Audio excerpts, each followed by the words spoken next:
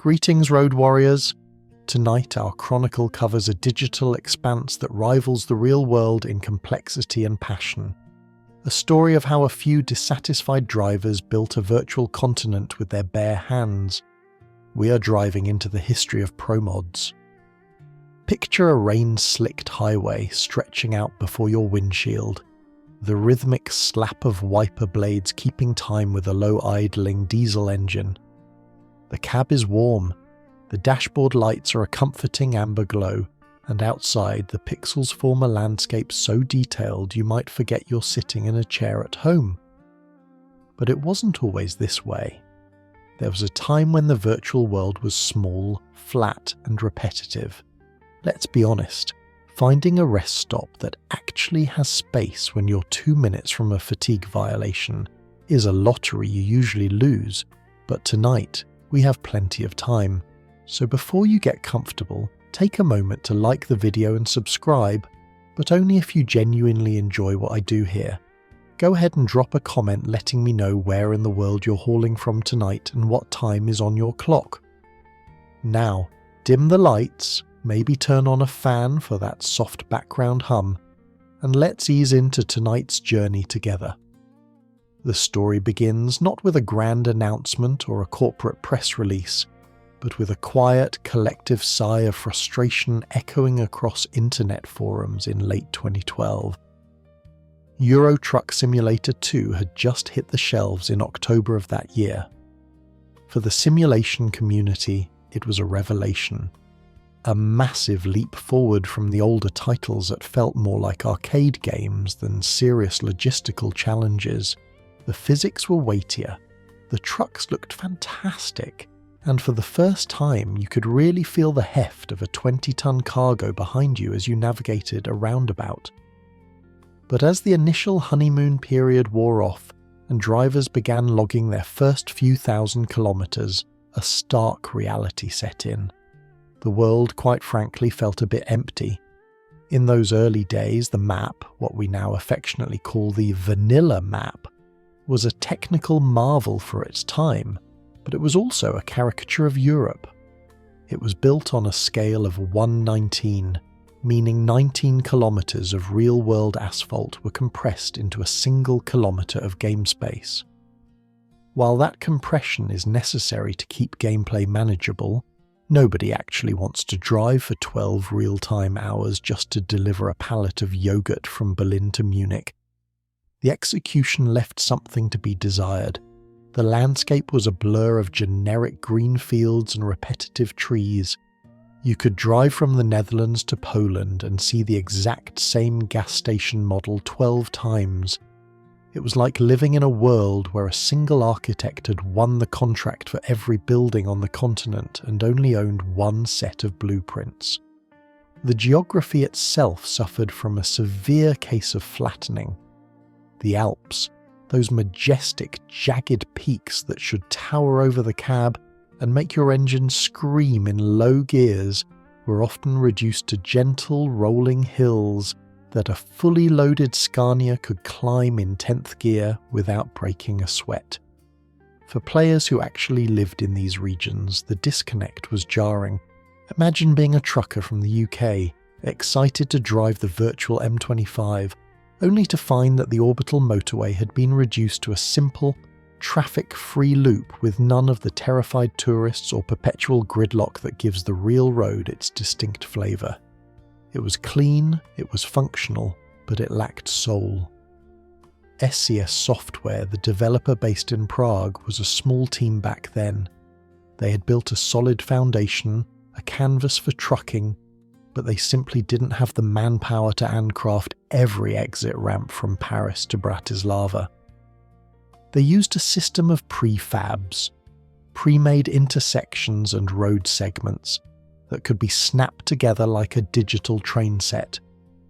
This allowed them to build a massive road network quickly, but it also meant that an interchange in Italy looked identical to an interchange in Germany.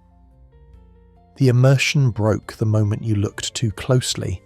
It was a world of good enough, but simulation fans are a notoriously obsessive bunch. Good enough is usually just a polite way of saying fix it. This brings us to the crucial human element of our story. Simulation gaming is unique because it attracts people who find relaxation in work. We are people who come home from a day job, sit down at a computer, and simulate doing another job. It requires a specific type of patience and an eye for detail. Among the thousands of early adopters was a growing sentiment that the game could be more. They didn't just want to drive, they wanted to travel. They wanted to see the specific landmark church in their hometown, or the notorious pothole on the A7 highway, or the specific way the lane markings change when you cross from France into Belgium. One of the most significant technical limitations of the time was the way the game handled cities. In the 2012 vanilla map, a city was usually just a garage, a truck dealer, and 3 warehouses accessed by 2 right turns off a main road. You never actually entered the city centre. You skirted the industrial outskirts, dropped your trailer, and left. London was a few warehouses near a texture of the skyline in the distance. Paris was a collection of generic industrial sheds. It was like visiting a friend's house but being told you had to stay in the driveway the whole time. And let's not forget the AI traffic. In those early versions, the artificial intelligence driving the cars around you possessed the survival instincts of a suicidal lemming.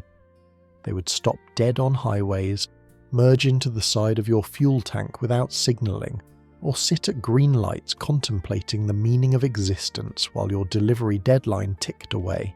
It added a layer of unintentional difficulty, sure, but it wasn't the realism people craved. However, beneath the hood of this repetitive world lay a powerful secret: the Prism 3D engine. SCS Software had done something brilliant, perhaps unintentionally so. They had left the back door open. The game included a map editor, the very same tool the developers used to build the world.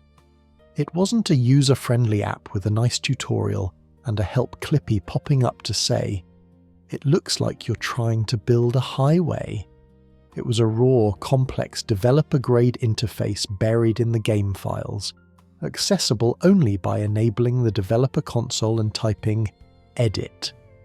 For most players, opening the map editor was a terrifying experience. You would be greeted by a black void and a bewildering array of nodes, curves, and item lists.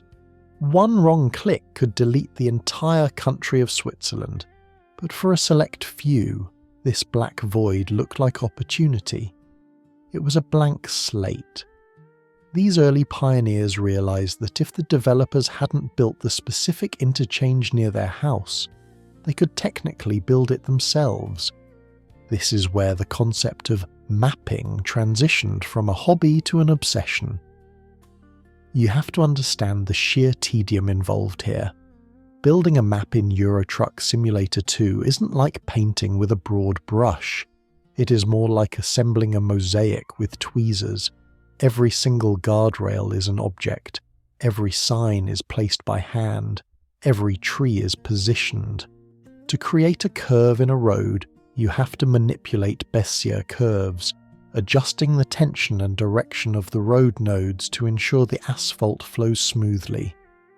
If you mess up the geometry, the AI traffic doesn't know what to do and will simply vanish into the ether or drive straight up a wall. In late 2012, a few independent modders began experimenting. They released small tweaks, perhaps adding a single city or fixing a weird intersection. These were the Wild West days of modding. Compatibility was a nightmare. If you installed a map mod that added a city in Italy, it might crash your game if you tried to drive in Sweden because both mods tried to use the same file ID number. The community was fragmented, with dozens of tiny broken maps floating around on shady file-sharing sites, often filled with bugs that would send your truck falling through the floor of the world into an endless grey abyss. But amidst this chaotic landscape of half-finished projects and crashing games, A desire for consolidation began to form. Players were tired of the Franco maps, cobbled together messes of conflicting mods. They wanted a single high-quality standard.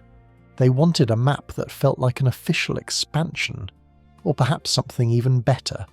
They wanted density. They wanted to feel the claustrophobia of a narrow European street, not just the wide-open expanse of a generic highway.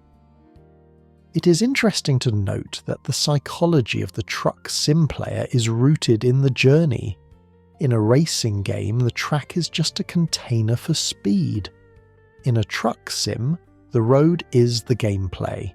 If the road is boring, the game is boring. The vanilla map was efficient, but it was sterile. It lacked the grime, the clutter, and the chaotic geometry of the real world. Real roads aren't perfect mathematical curves. They are patched, widened, narrowed, and routed around centuries-old buildings. The vanilla map was too perfect, too clean. It felt like a model village kept under glass. There was also the issue of the invisible walls. In the 2012 era, if you saw a road branching off into a detailed-looking town, you often couldn't drive down it. You would hit a magical invisible barrier marked with floating yellow arrows. It was the game saying, "No, you don't need to see what's down there." It was a constant reminder that you were in a simulation, a rat in a maze. The community hated those yellow arrows with a passion usually reserved for people who talk on speakerphone in public restrooms. They represented the limits of the world, and the community wanted those limits smashed. Into this atmosphere of longing and mild technical frustration stepped the individuals who would eventually form the core of the Promods team. They were just players at first. They were forum dwellers, posting screenshots of their experiments, asking how to connect a prefab to a road node without creating a tear in the fabric of space-time. They were learning the hard way that map making is 10% creativity and 90% staring at a grid trying to figure out why a texture is flickering. The spark wasn't a single moment, but a convergence of talent. It was the realization that the official developers, with their business constraints and deadlines, couldn't possibly provide the level of detail the hardcore fans wanted. SCS had to make a game that ran on potato computers. The modders didn't care about that. They wanted to push the engine to its absolute breaking point. They wanted forests so dense they dropped your frame rate to single digits if you didn't have a supercomputer. They wanted realism at any cost. As 2012 drew to a close, the stage was set. The tools were there, buried in the code. The desire was palpable in the community, and the vanilla map, for all its initial charm, had become a cage that the players were desperate to break out of. The engine was idling, the air brakes were released, and two specific individuals were about to grab the steering wheel and drive the community into a new era. But they didn't know each other yet, and they certainly didn't know they were about to start a project that would outlast many professional game studios. The calendar on the wall read August 2013. It was a hot summer for much of the Northern Hemisphere, but inside the climate-controlled cabs of the virtual trucking community, the temperature was rising for a different reason. The weeks of teasing, the curated screenshots of sunsets over Swedish lakes, and the meticulous dev blog updates had built a pressure cooker of anticipation. The community wasn't just waiting for a mod, they were waiting for a saviour. The vanilla map had been explored, exploited, and frankly, exhausted.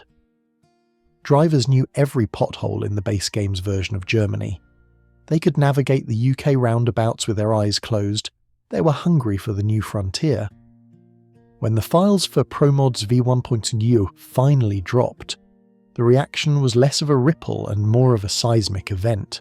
In the modern era of Steam Workshop one-click installs, we forget the ritualistic chaos of early modding. Back then, obtaining a map mod of this magnitude was a manual labour of love.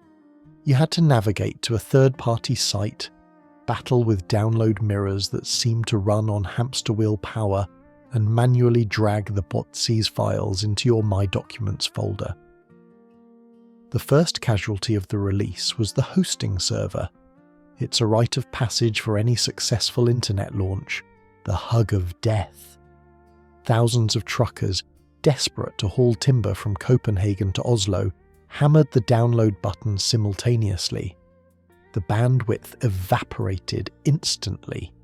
Forum threads moved so fast you couldn't read them, filled with a mix of jubilant cries from the few who managed to grab the file, and desperate pleas from the thousands staring at connection-timed-out errors.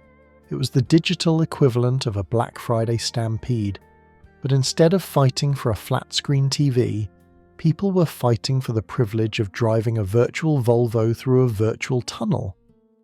But once the files were secured and the game finally loaded, a process that took noticeably longer than usual, hinting at the sheer volume of new data being crunched by the engine, the shock set in. This wasn't just more map, it was a fundamental reinterpretation of what the game engine could render. The first thing drivers noticed was the transition.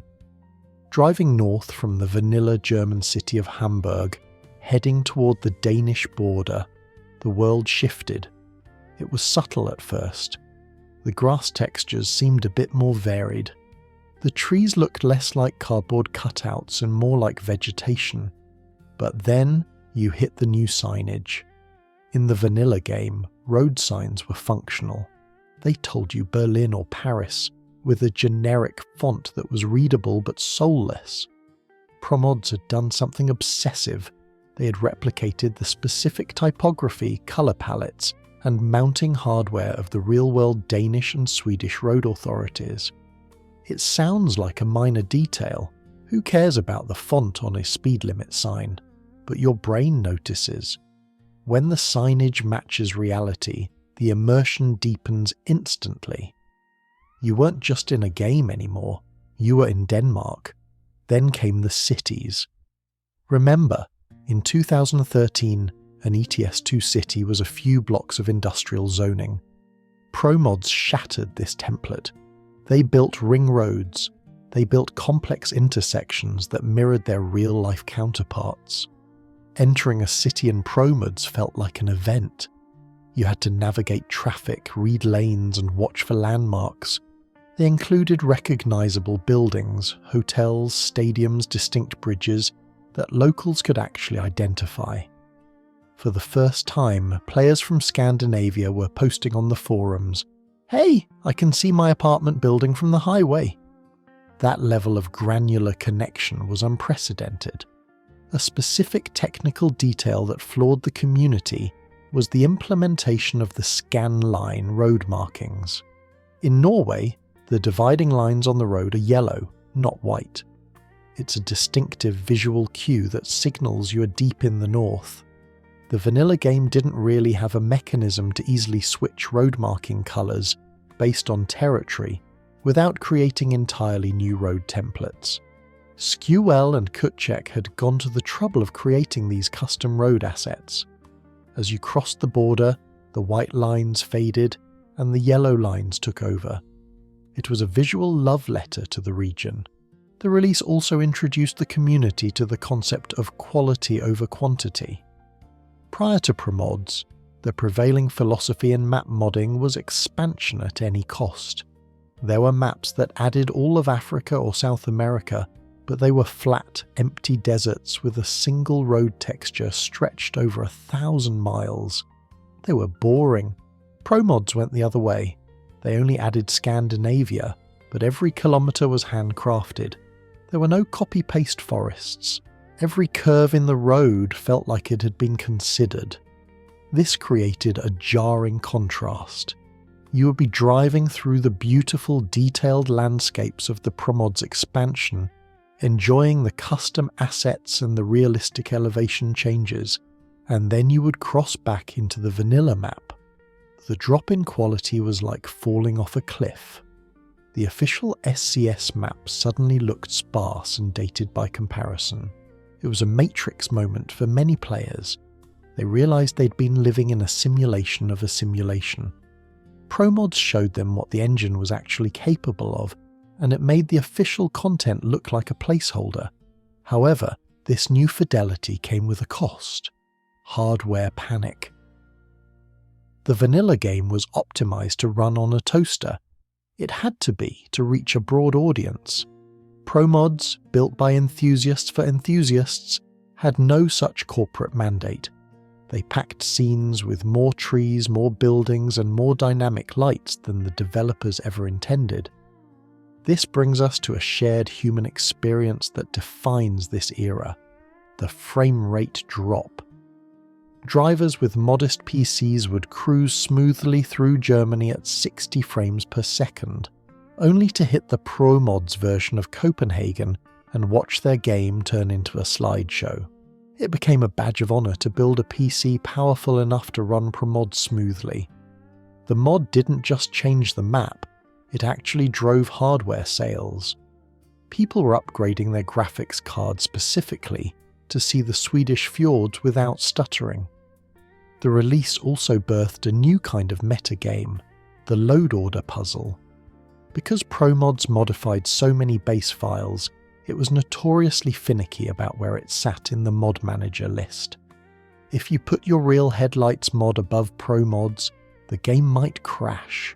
If you put your louder air horns mod below it, the map might disappear. The forums were flooded with screenshots of the mod manager, with users acting like digital librarians, trying to curate the perfect stack of modifications that wouldn't result in a game crash to desktop error. It was frustrating, sure, but it also bonded the community. We were all amateur technicians now, united by the struggle to get the map to load. Critically, the release of V1.0 proved that the Scandinavian dream wasn't vaporware. In the gaming world, ambitious fan projects die every day.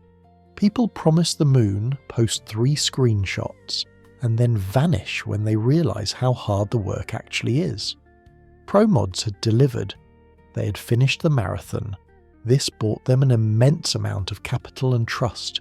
When they said, "We're going to do France next," or "We're looking at Iceland," people believed them. They had earned their credibility in gigabytes. The sheer scale of the project also forced a re-evaluation within SCS Software. The developers were watching.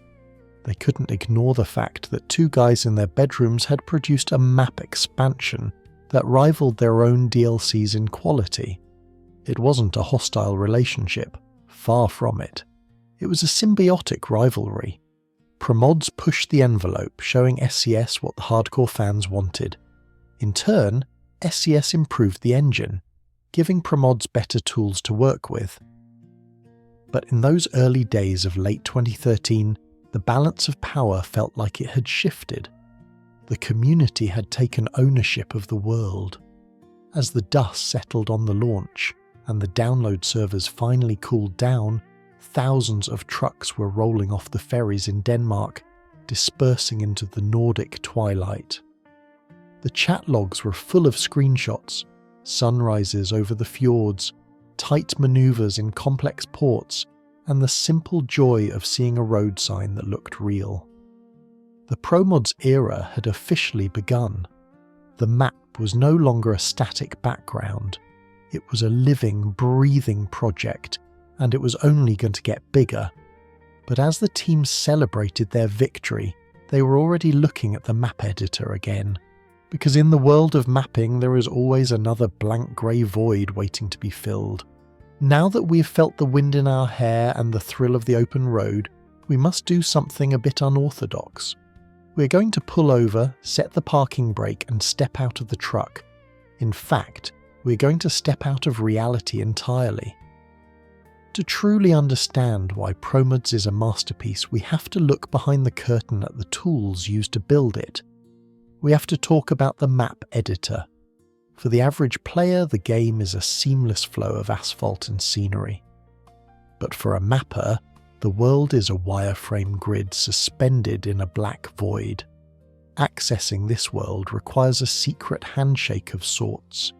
You must enable the developer console in the config files, launch the game, press the tilde key, that little squiggly line usually under the escape key, and type the command edit. The screen flickers, the loading bar crawls, and suddenly the immersion is gone. You're looking at the world from a floating godlike perspective, usually staring down at a patch of grey grid lines. This is the Prism 3D editor. It is not a polished piece of consumer software. It doesn't have helpful wizards or undo buttons that work the way you expect them to. It is a raw, industrial tool designed by engineers for engineers. It is austere, intimidating, and for the uninitiated, incredibly confusing. It is here, in this hostile digital environment, that the Promods team spends thousands of hours. The fundamental atom of the Eurotruck simulator universe is the node. Imagine a small coloured cube floating in space. To build a road, you place one node, then you place another. The engine automatically draws a ribbon of asphalt connecting them. It sounds simple, like connecting the dots in a children's book. But the complexity lies in the geometry.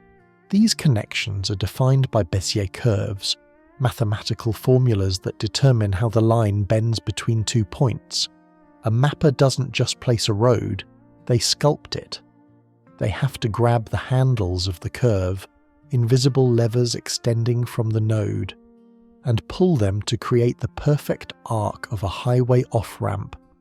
If you pull too hard, the road kinks, and the AI traffic will slam on their brakes because the computer thinks the turn is too sharp.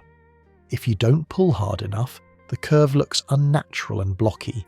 It is a process of infinite micro-adjustments. Click, drag, rotate. Click, drag, rotate. It is a digital pottery wheel, requiring a steady hand and a lot of patience. Then there are the prefabs. If nodes are the clay, prefabs are the bricks. A prefab is a pre-modelled object that handles complex traffic logic, like a highway intersection, a roundabout, or a gas station. In the early days, mappers were limited to the prefabs SCS provided. This was the source of the cookie-cutter look in the vanilla map. You only had 3 types of highway exits, so every exit looked the same. The Promods team, however, treated prefabs not as final solutions but as starting points. They began to use them creatively, sometimes burying half of a prefab underground to hide the parts they didn't want, or connecting 2 prefabs in a way the game never intended to create a custom, complex junction. This is where the technical and the artistic collide. A prefab has rigid attach points, red nodes where roads can snap to it. If you want to connect a road at a weird angle where there is no attach point, you have to use a free node and carefully align it by eye, zooming in until your nose is practically touching the monitor, ensuring there isn't a millimeter gap in the asphalt. If there is a gap, your truck will hit an invisible wall at 90 km per hour, stopping dead instantly and inflicting 100% damage. We call this the mapper's trap, and every beta tester has fallen into one. Surrounding the roads and prefabs is the terrain. In the editor, terrain isn't a solid earth, it's a flat plane that you have to paint and sculpt. You select a road node and you tell the editor, I want grass on the left and a rock wall on the right. The engine then extends a mesh outwards from the road. But nature isn't uniform. To make it look like the real world, the mapper has to manually adjust the vertex points of the terrain mesh, pulling the ground up to create a hill, or pushing it down to create a ditch. This is where the sheer labour of Promods becomes apparent. In the vanilla map, the terrain was often just a flat green strip. In Promods, they sculpt the ditches, they create embankments, they ensure that if there is a river, the land naturally slopes down towards it. This is done polygon by polygon. It is like trying to landscape a garden using only tweezers, And let's talk about vegetation spheres. This is a specific technical quirk of the engine. You don't plant individual trees one by one. That would melt the computer. Instead, you place a sphere or a defined area, and the engine procedurally generates trees within that area based on settings you choose. Density, species, size variation. The trick is making it look natural. A novice mapper drops a sphere and gets a perfect circle of forest. A Promods mapper uses dozens of overlapping spheres with different settings to create a forest edge that looks organic, with scrub brush transitioning to birch trees, which then transition to deep pines. But the true nemesis of any mapper is the sign editor. This is a sub-tool within the map editor, a program within a program. When you see a highway sign in Promods that perfectly mimics a complex German Autobahn directional board, listing 3 cities, 2 highway numbers and a warning about a closed lane, that sign was built by hand. The mapper starts with a blank metal board. They have to place the blue background, then the white border, then they drag in the text layer for Frankfurt. Then they find the specific arrow symbol, then the highway shield icon. A single complex overhead sign might consist of 50 individual layers. Now imagine doing that for every single exit on a 2,000-kilometer road network. It is a task that requires a level of autism spectrum focus that is common and frankly celebrated in the simulation community. There is a human cost to this detail. Mapping is lonely work. It is usually done late at night, in the quiet hours. A mapper might spend 4 hours working on a single stretch of road that takes a player 10 seconds to drive past. This leads to a phenomenon known as mapper's block. You stare at the empty grey grid, and you just cannot summon the energy to place another tree. You know that to build this mountain pass, you'll need to place 5,000 individual rocks to make the scree slope look realistic. The scale of the task can be paralyzing. Yet, there is also a mapper's trance. It's a flow state. You put on a podcast or a long music playlist and your hands take over. Node, curve, terrain. Node, curve, terrain. You start to see the landscape forming in your mind before you even place it. You become a digital god of a very small, very specific world. You decide where the sun hits the valley. You decide that there should be a broken down car on the shoulder here, just to add a bit of story. One of the most critical yet invisible aspects of the editor is the sector system. The game world is divided into square grids called sectors. When you drive, the game loads the sectors in front of you and unloads the ones behind you. This is how the game manages memory. A mapper has to be very careful about sector boundaries. If you build a massive, complex city that straddles 4 sectors, you risk creating a lag spike as the player crosses the invisible line and the computer struggles to load all 4 heavy files at once. Promods mappers have to be master optimizers, constantly checking the draw calls, the number of objects the graphics card has to render, to ensure the game remains playable.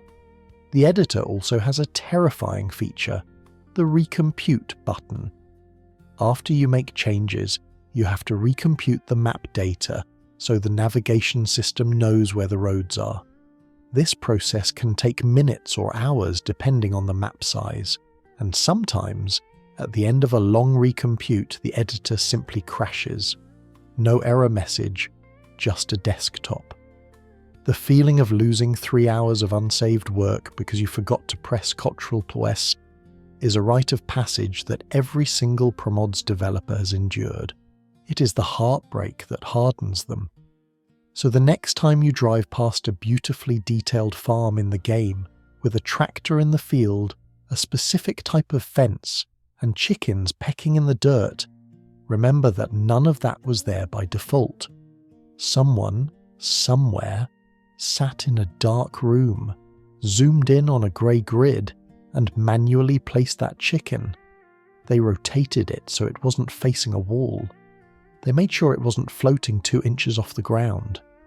They did it for you, the driver, so that for a split second as you thundered past at 80 kilometers per hour, the world would feel real.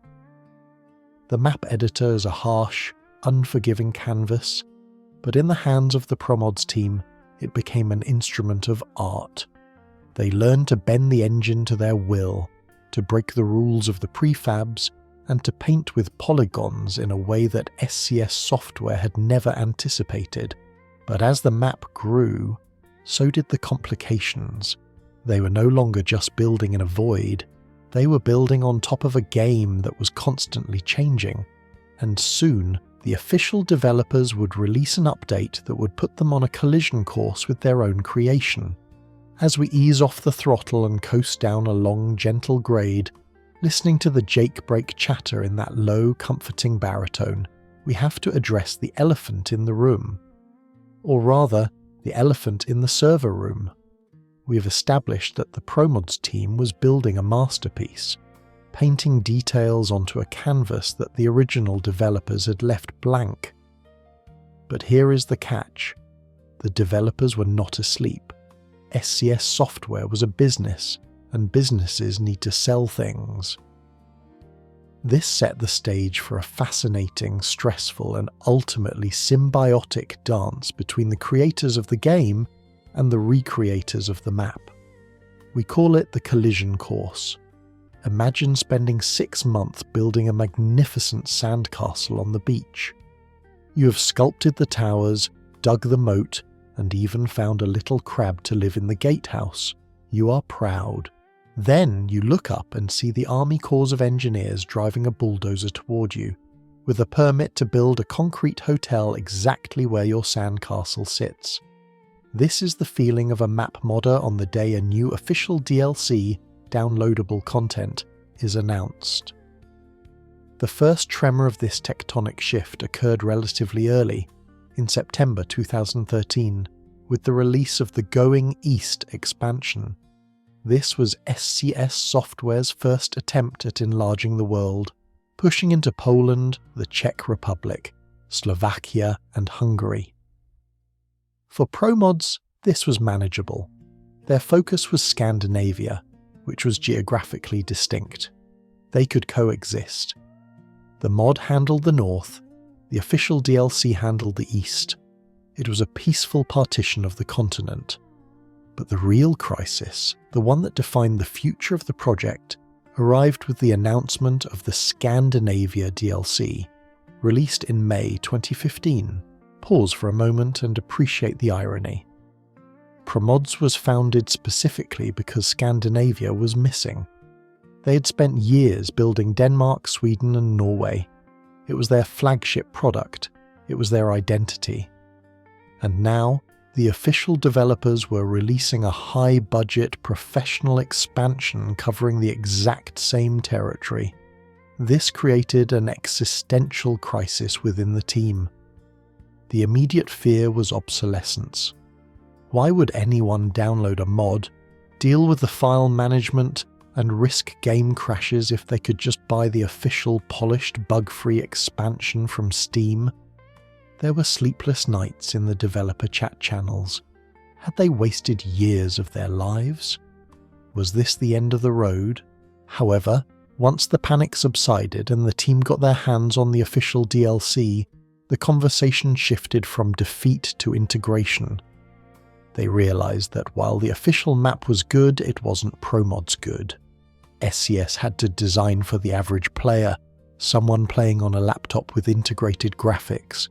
This meant fewer trees, wider roads, and simpler intersections. Promods designed for the enthusiast. The technical challenge of the merge was a nightmare of digital surgery. The game world is divided into sectors, squares of roughly 2.5 kilometers. You cannot have two versions of the same sector loaded at once. If Promods had a version of sector SEC 002 containing their version of Copenhagen, and SCS released a DLC with their own version of SEC 0102, the game engine would choose one and ignore the other. It's a binary choice, you can't overlay them. So, the Promods team had to make a hard choice: delete their work or overwrite the official work. They chose a third, far more difficult path. They decided to combine them. This meant opening the new official DLC sectors in the editor, ripping out the parts they liked, like a new ferry terminal model or a specific landmark building, and manually stitching them into their existing mod map. Or, conversely, taking the official map as the new base and re-adding the Promods details, the extra vegetation, the hidden roads, the complex interchanges on top of it. This process required rewriting the definition files, the code that tells the game which city is which. If SCS named the city Copenhagen in the code, and Promods had named it Copenhagen, the game would see them as two completely different cities existing in the same physical space, causing the GPS to have a nervous breakdown. The team had to align their internal naming conventions with the official ones, a tedious task of finding and replacing thousands of lines of text. But the DLCs brought a gift wrapped in this headache: assets. When SCS released the Scandinavia DLC, they didn't just release a map. They released a library of thousands of new 3D models, new Scandinavian houses, new road textures, new vegetation, new rock formations. For the Promods architects, this was like a delivery of fresh, high-quality lumber. Suddenly, they didn't have to hack a German farmhouse to look Swedish. They had actual Swedish houses. This led to a controversial but necessary decision: the DLC dependency. In the early days, you could play Promods with just the base game, but as Promods began to incorporate these new assets into their map, using a French toll booth in a custom map of Spain, or a Norwegian rock in a map of Iceland, they created a technical dependency. If a player tried to load the mod without owning the official DLC, the game would try to load that rock, fail to find the file because the player didn't buy the DLC, and crash to desktop. The team decided to rip the bandage off. To play the latest version of Promods, you must own all the official map DLCs. This caused an uproar in the community. I thought this mod was free. Why do I have to pay SCS to play your mod? The forums were on fire with accusations of elitism. But from a technical standpoint, it was the only way forward. The team couldn't legally distribute the SCS assets. The player had to own them. It was a gatekeeping mechanism, sure, but it ensured that every Promods user had the same library of assets installed, allowing the mappers to use every tool in the box without fear. The France DLC brought another collision. Kutchek, one of the founders, had poured his soul into building a custom France. When SCS released Vive la France in 2016, it was a massive improvement over the base game. The Promods team had to look at their own France, look at the official France, and admit that in some areas the official map was better optimized. They had to swallow their pride. They deleted large swathes of their own older work to make way for the newer official sectors, but, and this is the key, they kept the parts SCS missed. They kept the small villages SCS skipped. They kept the complex interchanges SCS simplified. They turned the official DLC into a base and built a remix on top of it. This dynamic created a fascinating rhythm to the year. The community would wait for an SCS announcement. "We are going to Italy," the Promods team would groan, knowing their Italy team was about to have their work obliterated. But then, the excitement would set in. Okay, they are doing Italy. That means we get Italian assets. We can use those Italian assets to build Greece. the official DLCs effectively pushed the Promods frontier further out. If SCS built the core of Europe, Promods was forced to expand to the edges, to the Balkans, to the Arctic, to the Middle East. One humorous side effect of this collision is the floating sign phenomenon. Often when SCS updates a sector in the background to prepare for a DLC, they might slightly change the elevation of the terrain. If Promods hasn't updated their map to match, you might be driving along a modded road and see a vanilla stop sign floating 20 feet in the air, or a tree buried up to its top branches in asphalt. These are the scars of the merger, the little glitches that show where the two tectonic plates of data didn't quite line up. The relationship eventually softened into a frenemy status, and then into genuine respect. SCS Software realised that Promods wasn't stealing their customers, they were retaining them. Promods kept the hardcore players engaged between DLC releases, and by requiring the DLCs to work, Promods was actually acting as a massive sales driver for SCS. How many people bought the Beyond the Baltic Sea DLC? Not because they cared about the official map, but because they needed it to run the latest Promods update that added a road in Finland they wanted to drive? Thousands! Let's be honest, the moment a new DLC drops, the Promods servers go quiet. Everyone is off exploring the new official content, but give it 2 weeks. The novelty wears off.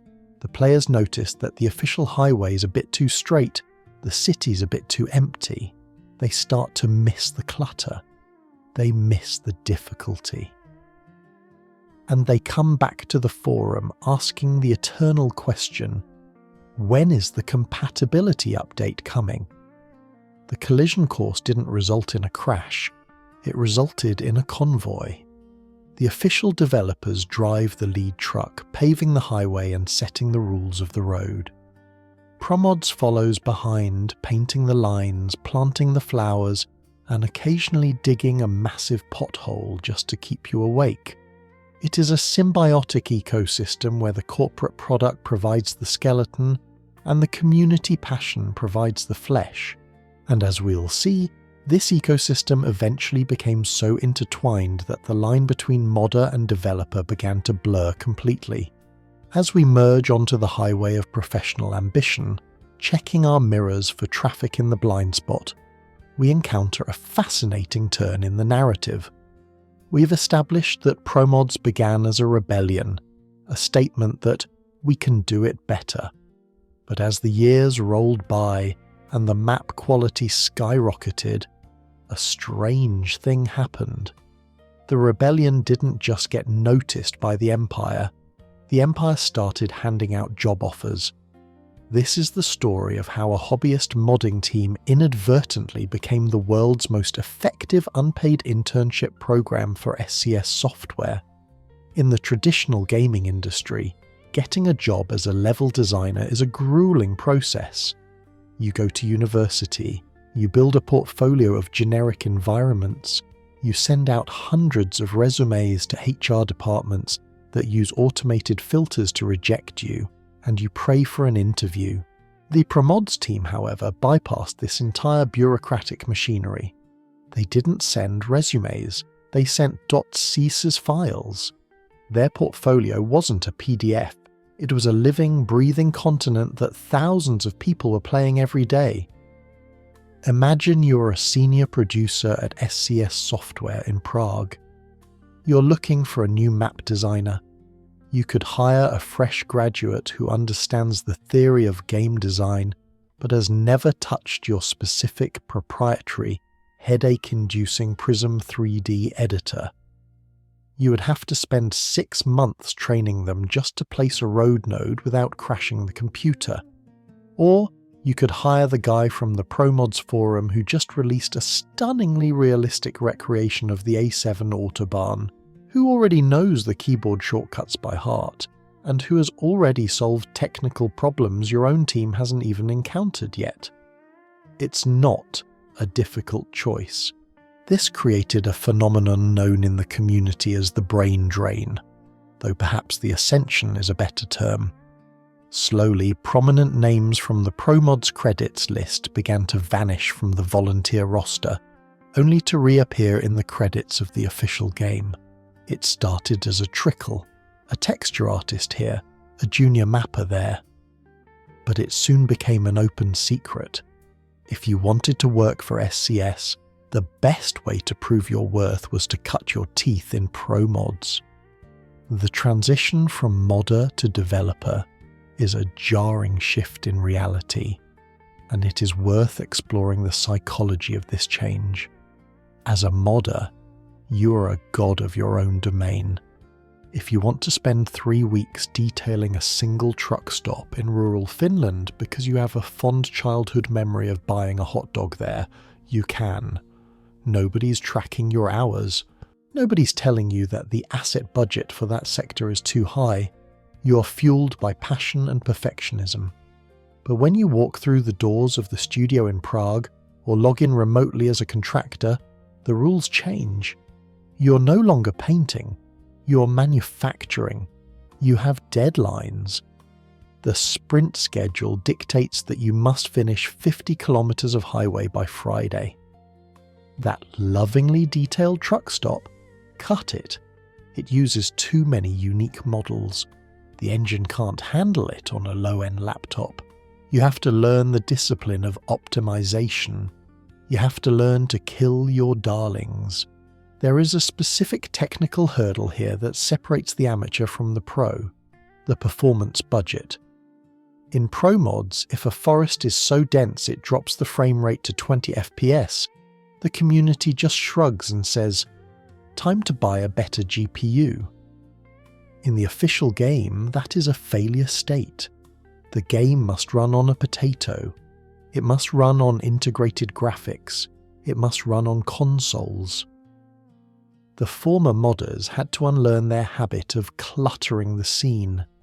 They had to learn how to make a scene look dense while actually using half the number of polygons. They had to learn the art of the billboard, using 2D flat images of trees in the distance that look like 3D models until you get close. It's a magician's trick, and learning it is painful for someone used to brute-forcing beauty. One of the most famous examples of this crossover involved a legendary figure in the community known as Mandelsoft. For years, he was a pillar of the Promods team, known for his obsession with realistic road signage and complex interchange geometry. He didn't just build roads, he built systems. He created the sign editor templates that allowed other modders to easily build those photorealistic Autobahn signs we discussed earlier. When he was eventually hired by SCS Software, it sent a shockwave through the forums. It was validation. It was proof that the inmates were talented enough to run the asylum. However, this recruitment drive created a bittersweet dynamic within the Promods team. On one hand, everyone was thrilled for their friends. Getting paid to do what you love is the dream. But on the other hand, every hire was a loss of institutional knowledge. When a lead mapper leaves for SCS, they don't just leave the team. They often vanish behind a wall of non-disclosure agreements, NDAs. Picture this human element. You have been chatting with a friend in a Discord voice channel every night for 3 years. You have built entire countries together, debugged crashes at 4 AM, and shared jokes about the terrible AI drivers. Then, your friend gets the job. Suddenly, they can't tell you what they're working on. You ask, "Hey, are you guys planning to do the Balkans next?" And they have to say, "I cannot confirm or deny that." The relationship changes. They have crossed the line from us to them. They are now the keepers of secrets. This silence is necessary, of course. SCS is a publicly visible company with marketing schedules to maintain. But for the modding team left behind, it creates a fog of war. They have to be careful not to start a massive project in a region that their former colleague is currently building in the official office. But the colleague can't warn them. It's a game of blind man's bluff played with gigabytes of data. There is also a fascinating reverse technology transfer. While the modders brought creativity and passion to SCS, SCS gave them structure. The modders who turned pro learned about proper file hygiene, version control and asset management. Even though they couldn't share proprietary trade secrets with their old Promods buddies, the habits trickled back. The Promods team began to adopt more professional workflows. They started using project management tools like Trello and Jira. They started imposing their own performance budgets to ensure the mod didn't become unplayable. The mod became more corporate, in the best possible sense of the word. A key historical shift occurred around 2016-2017 when SCS began to explicitly acknowledge this talent pipeline. They stopped seeing modders as potential copyright infringers and started seeing them as a free R&D department. They realized that Promods was essentially doing market research for them. Look, Promods released a Spain map, and it's hugely popular. Therefore, we should probably make an official Spain DLC because we know the demand is there. Let's be honest, there is also a funny side to this. You can sometimes spot the Promods touch in the official DLCs. Maybe it's a specific way a highway off-ramp curves, or a particular arrangement of construction cones that looks suspiciously familiar. Experienced players will drive through a new official expansion and say, "That intersection has developer name signature all over it." It's like recognizing a guitarist's style on a new album. The toolset is the same, but the artistic fingerprint remains. This era also solidified the Academy reputation of Promods. New mappers joined the project not just to build roads, but to build a career. The Promods' internal tutorials and peer review process became tougher than many university courses. If you submitted a map sector to the Promods senior team and the terrain vertex normals were misaligned, causing strange shadows on the grass, they wouldn't just fix it, they would reject it and tell you to fix it. This rigor meant that by the time a mapper was good enough to have their work included in the public Promods release, they were already operating at a near-professional level. The hiring line also changed the demographics of the team. It became a global hub. You had teenagers from Poland, engineers from Germany, and students from Canada, all working together, all learning English as the lingua franca of logistics. For many, Promods was their first experience working in a large distributed international team. They learned about time zones, cultural communication differences, and conflict resolution. How do you tell a volunteer that their work isn't good enough without making them quit? Is a management lesson that usually costs thousands of dollars in corporate training to learn. The Promods leads learned it in the trenches. Ultimately, the hiring of modders by SCS bridged the gap between the game and the community. It humanized the developers. The players knew that the people making the official Road to the Black Sea DLC weren't faceless corporate drones. They were the same people who used to shitpost on the forums about truck physics. It built a reservoir of goodwill.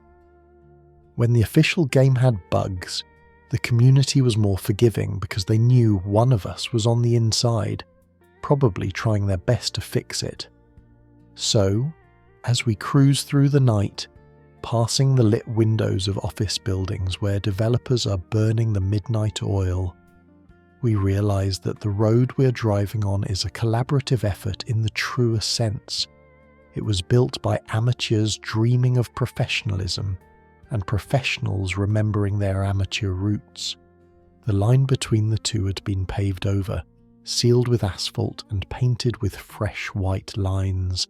And speaking of fresh environments, it is time to leave the temperate climate of the hiring office and head north, to a place where the roads are slick, the wind is howling, and the physics engine faces its greatest challenge yet: Leaving the comfortable, well-paved and heavily regulated asphalt of mainland Europe behind, we steer our rig toward a ferry terminal that promises a journey to the very edge of the map.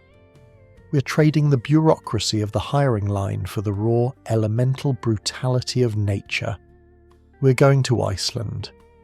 In the lore of Promods, the Iceland saga is distinct because it represented a departure from realism into something that felt almost like fantasy. While the rest of the team was obsessing over the correct placement of a curb in Berlin to match Google Street View, a small splinter group of mappers looked at the North Atlantic and decided to build a moonscape. To understand the impact of Promods Iceland, you have to remember the context of the base game. Euro Truck Simulator 2 is perpetually stuck in a warm, pleasant mid-July afternoon. The sun is always shining, the trees are always green, and the birds are always singing. Weather is binary. It is either sunny or raining. There is no snow. There is no ice. There is no temperature that affects the tyres. So when the team announced they were building a country defined by glaciers and volcanic deserts, the community was skeptical. How do you build the land of fire and ice in a game engine designed for the land of mild summers? The answer lay in a clever manipulation of the game's material definitions. The developers, led largely by a mapper known as Plet, essentially had to hack the planet. They took the texture for grass, desaturated it, brightened it, and turned it into snow. They took the texture for gravel, darkened it to a deep charcoal, and created the volcanic ash fields that dominate the island's interior. But the visual trickery was the easy part. The real challenge, and the thing that would terrify thousands of virtual truckers, was the physics. In the game code, every road surface has a parameter for friction. Standard asphalt has a value close to 1.0, meaning your tyres grip the road firmly. You can take a corner at speed, and the truck will track true. The Promods team dove into these files and created new road templates with friction values ranging from 0.6 down to a terrifying 0.1. They painted these invisible ice patches onto the roads of the Icelandic highlands. The result was the first true survival horror experience in a trucking simulator. Picture this. You are hauling 20 tons of frozen fish out of Seyðisfjörður. The road is a narrow, winding ribbon clinging to the side of a fjord. The guardrail is old and rusted, or in some places non-existent. You enter a tunnel, and as you emerge on the other side, the asphalt turns white. You touch the brakes to slow down for a curve, and nothing happens. The truck doesn't slow. It just keeps sliding, momentum carrying you inexorably toward the cliff edge. The panic that flares in your chest is real. Your hands grip the plastic steering wheel on your desk until your knuckles turn white. You frantically pump the brakes, downshift, try to steer into the slide, techniques you learned in theory but never had to use on the A7 near Hamburg. This introduced a new gameplay loop. In mainland Europe, you drive to relax. In Promods Iceland, you drive to survive. You have to watch the road surface like a hawk. Is that a grey patch of dry tarmac, or is it black ice? You have to listen to the engine. You have to respect the momentum. Let's be honest, the first time you slide a brand new Volvo FH16 into a snowbank and have to call the towing service, which in Iceland teleports you back to the nearest city, costing you 3 hours of real-time driving, you learn a very expensive lesson about humility. The geography of Iceland also allowed the mappers to experiment with scale in a way that the dense cities of Europe didn't permit. Iceland is vast and empty. The Ring Road, Route 1, is a 1,232-kilometre loop that circles the island, completed in the real world in 1974 to finally connect the remote settlements. In the game, the mappers captured this isolation perfectly. They stripped away the trees, In the Prism 3D engine, trees are performance heavy. By removing them, the mappers freed up computing power to render massive draw distances. When you crest a hill in the Promods version of the interior, you can see for miles. You see distant glaciers shimmering in the pale Nordic light. You see volcanoes looming on the horizon. It is a stark, haunting beauty. It feels alien. The colour palette shifts from the warm greens and browns of the continent to cool blues, greys, and stark whites. It changes the mood of the drive. You don't put on pop music when driving here. You turn off the radio and just listen to the wind. And oh, the wind. The team added custom sound zones. In the base game, the wind noise is a gentle rushing sound. In Iceland, it is a howl. It buffers the cab. While the game engine doesn't simulate wind physics pushing the truck sideways, yet, the audio design tricks your brain into feeling the resistance. You find yourself steering against a phantom gale, fighting nature itself. A specific detail that became iconic to the Promods Iceland experience is the single-lane bridge. The real Iceland is dotted with these Einbreid brú. They're narrow wooden or steel structures where only one vehicle can cross at a time. In the game, these are death traps for the impatient. You approach the bridge, and you have to look, really look, to see if there is a headlight in the distance. If you commit to the bridge at the same time as an AI truck, you are going to have a very bad day. The AI in Euro Truck Simulator 2 is polite, but it is not smart. It will drive onto the bridge, stop nose to nose with you, and then engage in a staring contest that it will win. Because it is a computer program with infinite patience, and you are a human who needs to use the bathroom. The mappers also fill the landscape with Easter eggs, hidden secrets for the explorers, off the beaten path down unmarked dirt roads that don't appear on the GPS. You might find a crashed DC-3 plane on a black sand beach, mirroring the famous real-world wreck at Sólheimasanda. You might find a hidden hot spring with steam rising from the ground. These discoveries turn trucking into tourism. Players would organise convoys not to deliver cargo, but just to go sightseeing in the northern wastes. There is a human element to the desolation here that resonates with introverts. Driving in the Promods version of Germany is stressful because of the traffic. You are constantly merging, braking for cars and watching speed cameras.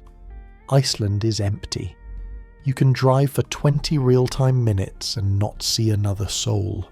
It creates a meditative state. It is just you, the machine, and the landscape.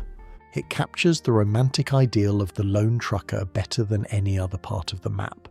It is the closest the game gets to a spiritual experience.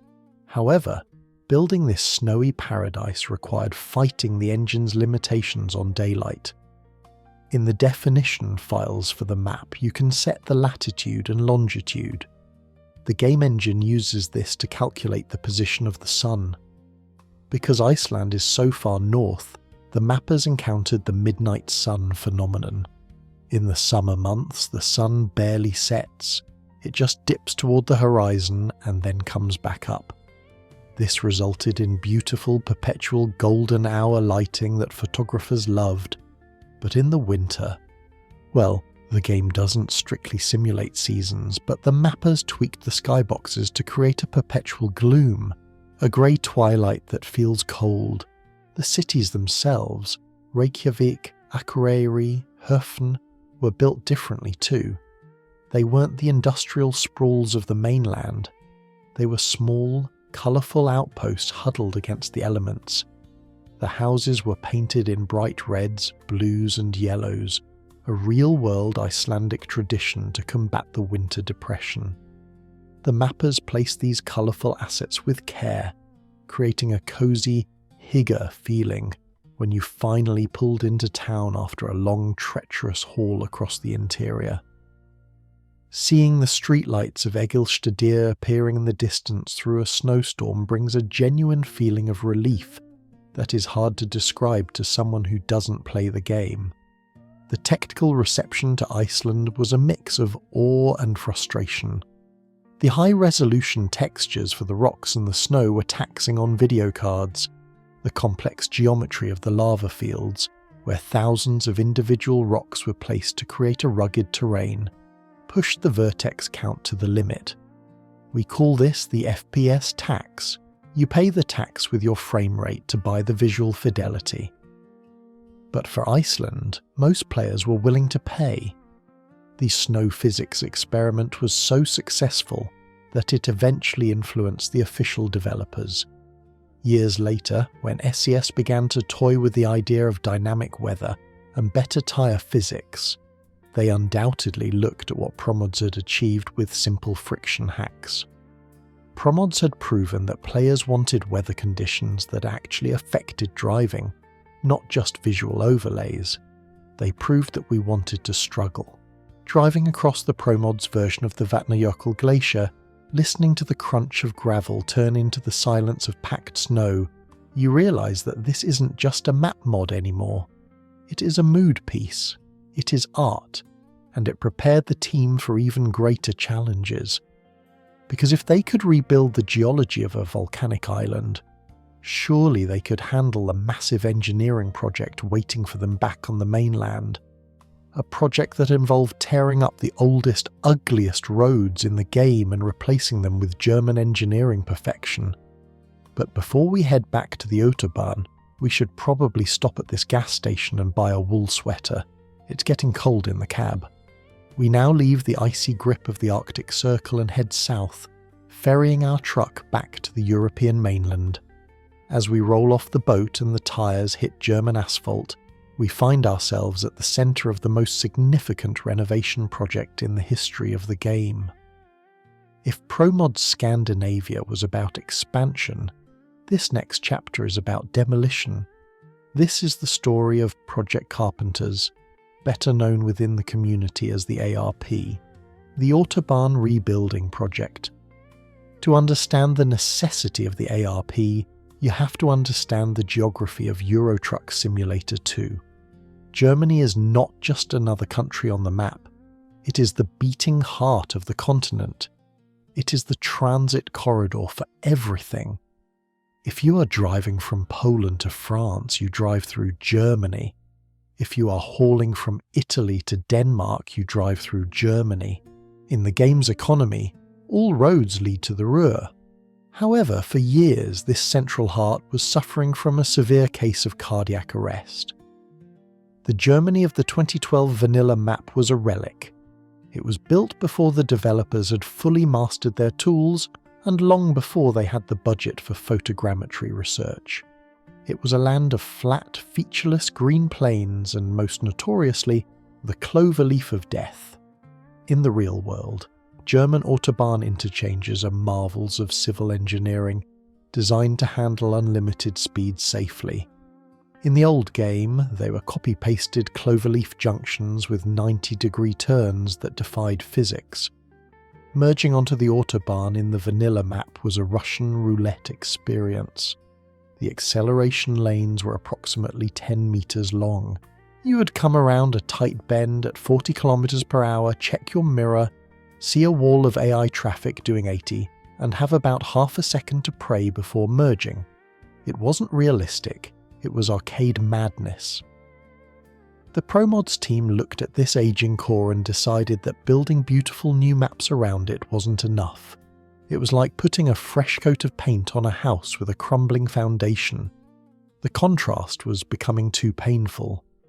Driving from the hyper-detailed, custom-built Scandinavia into the blocky, ugly Germany was jarring.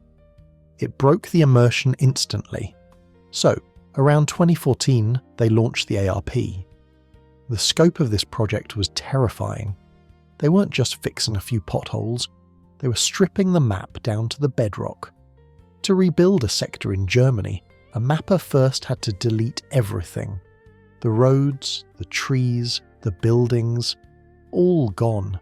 They were left with a blank grey void, but with one critical constraint: the economy nodes. They couldn't just delete the cities entirely because the game's save files relied on the existence of specific garages and truck dealers. If a player had their headquarters in Frankfurt, and Promods deleted Frankfurt to rebuild it, the player's save file would corrupt. So the mappers had to perform open-heart surgery. They had to keep the invisible logic nodes of the cities alive while completely replacing the physical world around them. The ARP team, often referred to as the Carpenters for their blue-collar approach to digital renovation, started with the north. Their first masterpiece was the A7 highway and the city of Hamburg. In the vanilla game, Hamburg was a generic collection of warehouses. In the ARP version, it became a port city.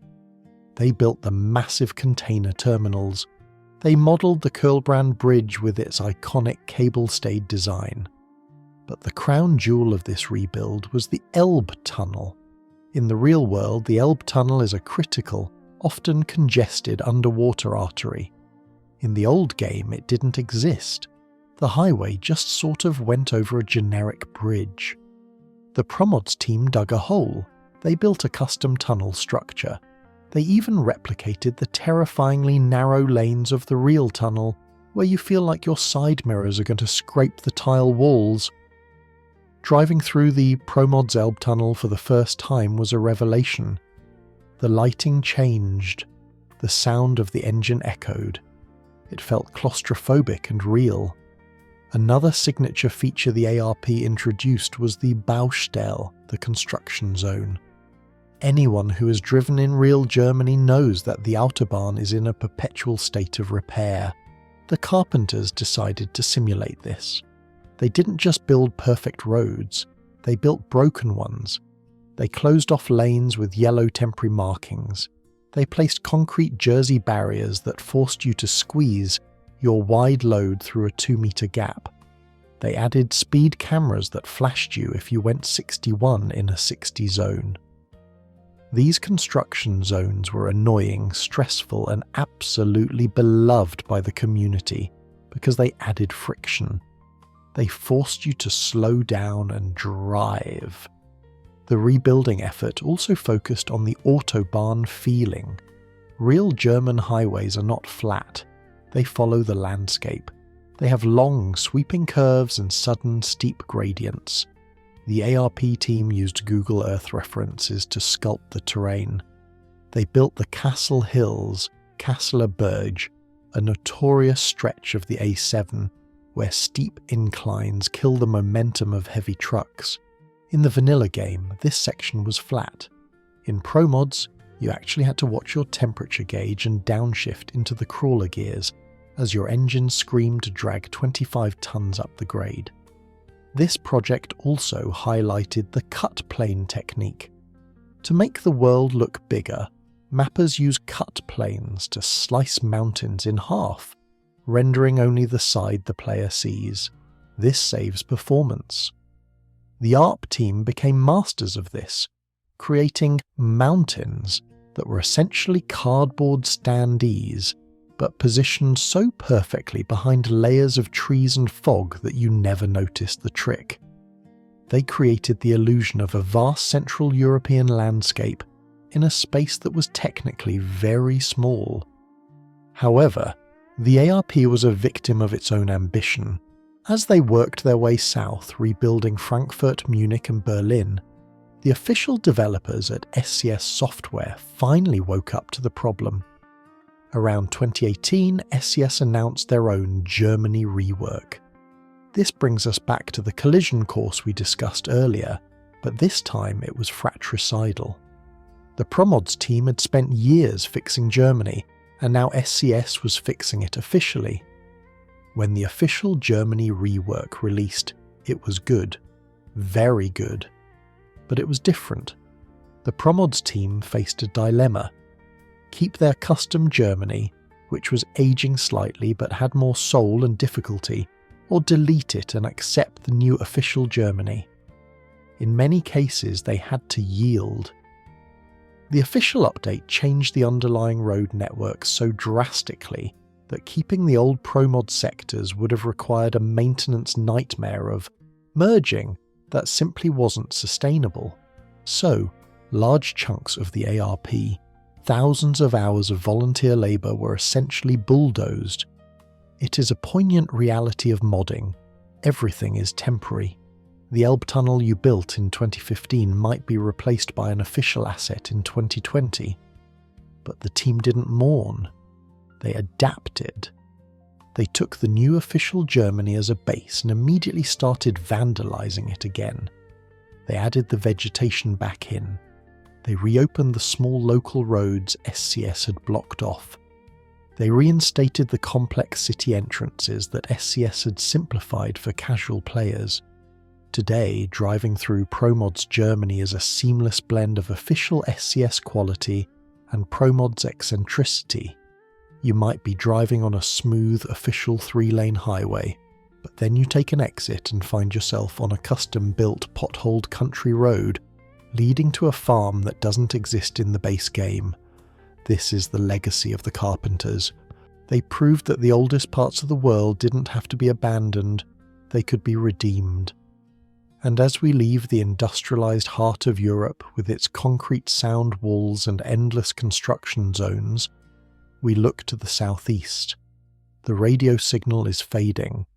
The language on the signs is changing. The smooth asphalt is about to give way to dust and sand. We're leaving the comfort of the European Union and heading for a border crossing that will test our patience and our suspension. The air conditioning in the cab is working overtime now. We have left the temperate forests of Germany far behind, rolled off a ferry in a port that smells of salt and diesel, and driven into a wall of heat. The green palette of the continent has been bleached away by the relentless sun, replaced by ochre, beige, and dusty gold. We've arrived in the Promods Middle East add-on. This expansion represents a distinct shift in the project's philosophy. For years, the team's goal was to deepen the experience of Europe. But as the map pushed southeast, reaching the edges of Turkey, the developers, led primarily by a mapper known as Platypus, looked across the Mediterranean and saw a new challenge. They didn't just want to map another country. They wanted to map a different culture. They wanted to simulate the logistical reality of the Levant, a region where history is stacked in layers and borders are not just lines on a map, but fortress walls. The first thing you notice when you install the Middle East add-on, which, technically, is a separate pack of files sitting alongside the main Promods installation, is the light. The lighting engine in Euro Truck Simulator 2 is global, but mappers can tweak the climate profiles for specific regions. In the Middle East, the sun feels harsher, the shadows are sharper, the skies are deeper, almost piercing blue. It is a visual cue that tells your brain to expect dust, and dust is everywhere. In the base game, dirt usually means mud. Here, it is fine sand. It coats the roadside vegetation. It drifts across the highway in wispy sheets. The team had to create new terrain textures to capture the specific geology of the Sinai Peninsula and the Jordanian desert. It's not just sand, it's rocky hamada, shifting dunes, and limestone cliffs. Driving a high-tech European-spec Scania through these ancient landscapes creates a visual contrast that is aesthetically stunning. A spaceship navigating Mars. But the defining gameplay mechanic of the Middle East expansion is the border crossing. In the European Union, thanks to the Schengen Agreement, borders are invisible. You drive from France to Belgium at 90 km per hour, and the only thing that changes is the language on the billboards. In the Promods Middle East, borders are events. They are obstacles. They are friction. Take the Taba crossing connecting Eilat in Israel to the Sinai in Egypt. In the game, this isn't a simple gate. It is a labyrinth. You approach the zone and are funneled into a maze of concrete jersey barriers. You have to stop for a passport check, then you move 10 meters. You stop for a customs check. You might have to drive your truck through a massive X-ray scanner, a custom asset modelled specifically for this region. Then you have another document check. For a player used to the cruise control mentality of Europe, this is jarring. It forces you to stop, interact, and maneuver your massive rig through tight, claustrophobic lanes designed for cars, not 18-wheelers. It captures the bureaucratic weight of the region. You feel the tension. You feel the waiting. And let's be honest, trying to snake a 53-foot trailer through a checkpoint designed by a paranoid security architect is a skill challenge that rivals any reversing maneuver in the delivery depot. Navigating this region also required the Promods team to perform a delicate tightrope walk over a pit of geopolitical lava. The Middle East is, to put it mildly, a region with disputed borders. How do you map the West Bank? How do you map the Golan Heights? Whose flag do you put on the flagpole? If the team put up an Israeli flag, one group of players would rage quit. If they put up a Palestinian flag, another group would revolt. Their solution was a masterclass in de facto neutrality. They adopted a policy of mapping what is physically on the ground, regardless of who claims it legally. If a specific road is controlled by a specific authority in the real world, that's who controls it in the game. They focused on the trucking reality, not the political one. They used generic border assets in some contentious zones to avoid taking a side. It was a pragmatic decision that allowed them to build a map in one of the most volatile regions on Earth, without turning their support forum into a war zone. The atmosphere is further enhanced by the sound design. The Promods team introduced ambient movers, invisible sound sources placed in cities. When you park your truck for a rest break in a city like Aqaba or Beirut, and you turn off the engine, you don't just hear the generic city loop. If you listen closely at certain times of the day, you can hear the adhan, the Islamic call to prayer, echoing from a nearby minaret. It is a subtle, hauntingly beautiful addition that grounds you in the location. It reminds you that you are a visitor here, a long way from the quiet truck stops of Sweden. The cities themselves are chaotic in a way that European cities aren't. In Europe, lanes are respected. In the Promods version of Beirut or Cairo, the lane is a suggestion. The team place parked cars on the sidewalks, fruit stands spilling into the street, and chaotic signage that overloads your senses.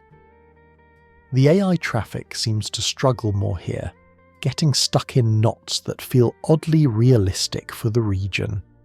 You have to drive aggressively. You have to nudge your nose into the roundabout and force your way through. It's a driving style that would get you fined in Germany, but it's essential for survival here. Then there is the emptiness. Leaving the chaotic cities, you hit the desert highways of Jordan. These are long, lonely stretches of asphalt cutting through vast, empty basins. The heat haze shimmers off the road. This is where the fatigue simulation feels real. The monotony of the desert is hypnotic. You find yourself staring at the white line, zoning out, until a camel, yes, they added animated camels near the roadside, snaps you back to reality. The expansion also introduced new industries. You aren't just hauling pallets of electronics anymore. You're hauling sand. You're hauling heavy machinery to oil fields. The oil refinery prefabs were reworked to look more industrial, more gritty. Delivering a massive heat exchanger to a remote extraction site in the middle of the desert, with the sun setting behind the dunes, provides a sense of industrial grandeur that is hard to find in the green fields of France. One specific technical detail that delights detail-oriented drivers is the license plates. The Middle East uses entirely different license plate formats, often with Arabic script. The Promods team had to build a new font generation system to display these plates correctly on the AI cars. Seeing a car pass you with a realistic Jordanian plate is one of those small details that reinforces the immersion. It confirms that the simulation is running deep, down to the very typography of the traffic. The Middle East add-on also serves as a bridge to nowhere, in a good way. It creates dead ends that feel like frontiers. Driving south into Egypt, the map eventually stops. But it doesn't just end with an invisible wall on a highway. The mappers usually create a natural barrier, a military checkpoint that turns you back, or a road closed sign due to a sandstorm. It gives the world a sense of mystery, a feeling that there is more out there, just beyond the render distance, waiting to be built. For the community, the Middle East add-on was a breath of hot, dry air. It broke the monotony of the European Green Tunnel. It offered a place to take your truck when you wanted a challenge that wasn't about ice or snow, but about heat and bureaucracy. It proved that Euro Truck Simulator could be World Truck Simulator if you just had enough patience and enough mappers.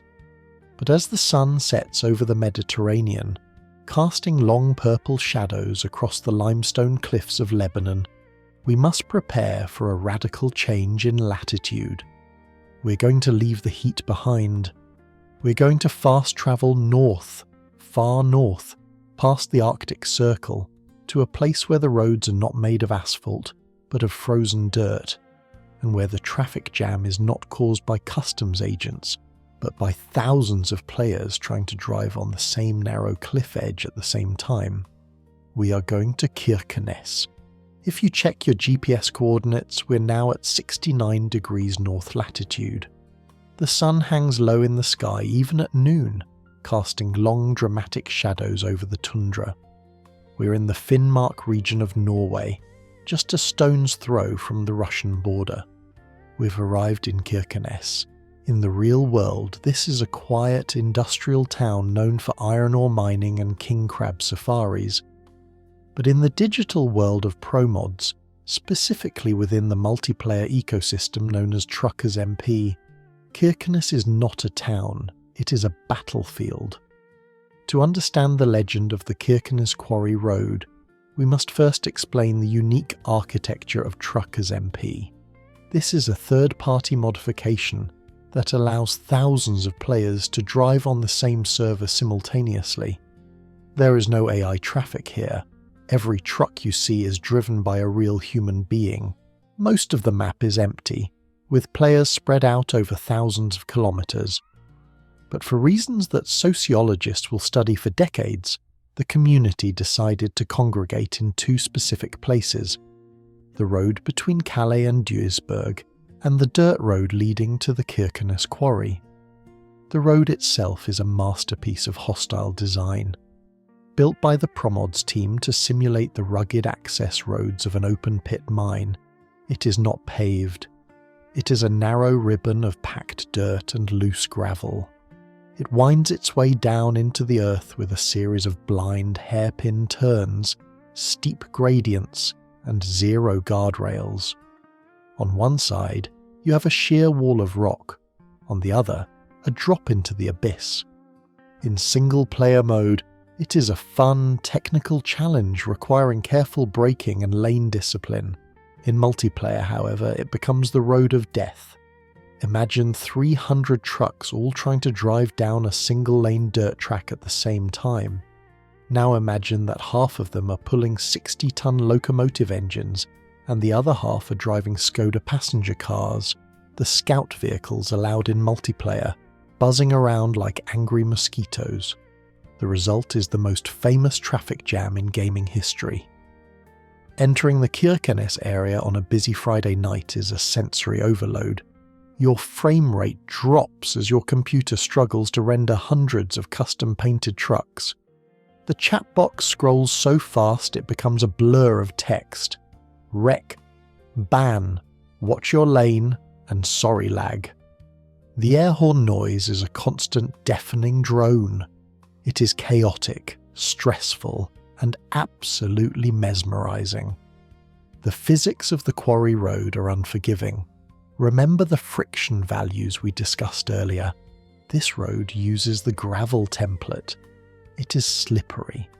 When a heavy truck tries to climb out of the pit, it needs momentum. But because there are 50 other trucks in front of it, it has to stop.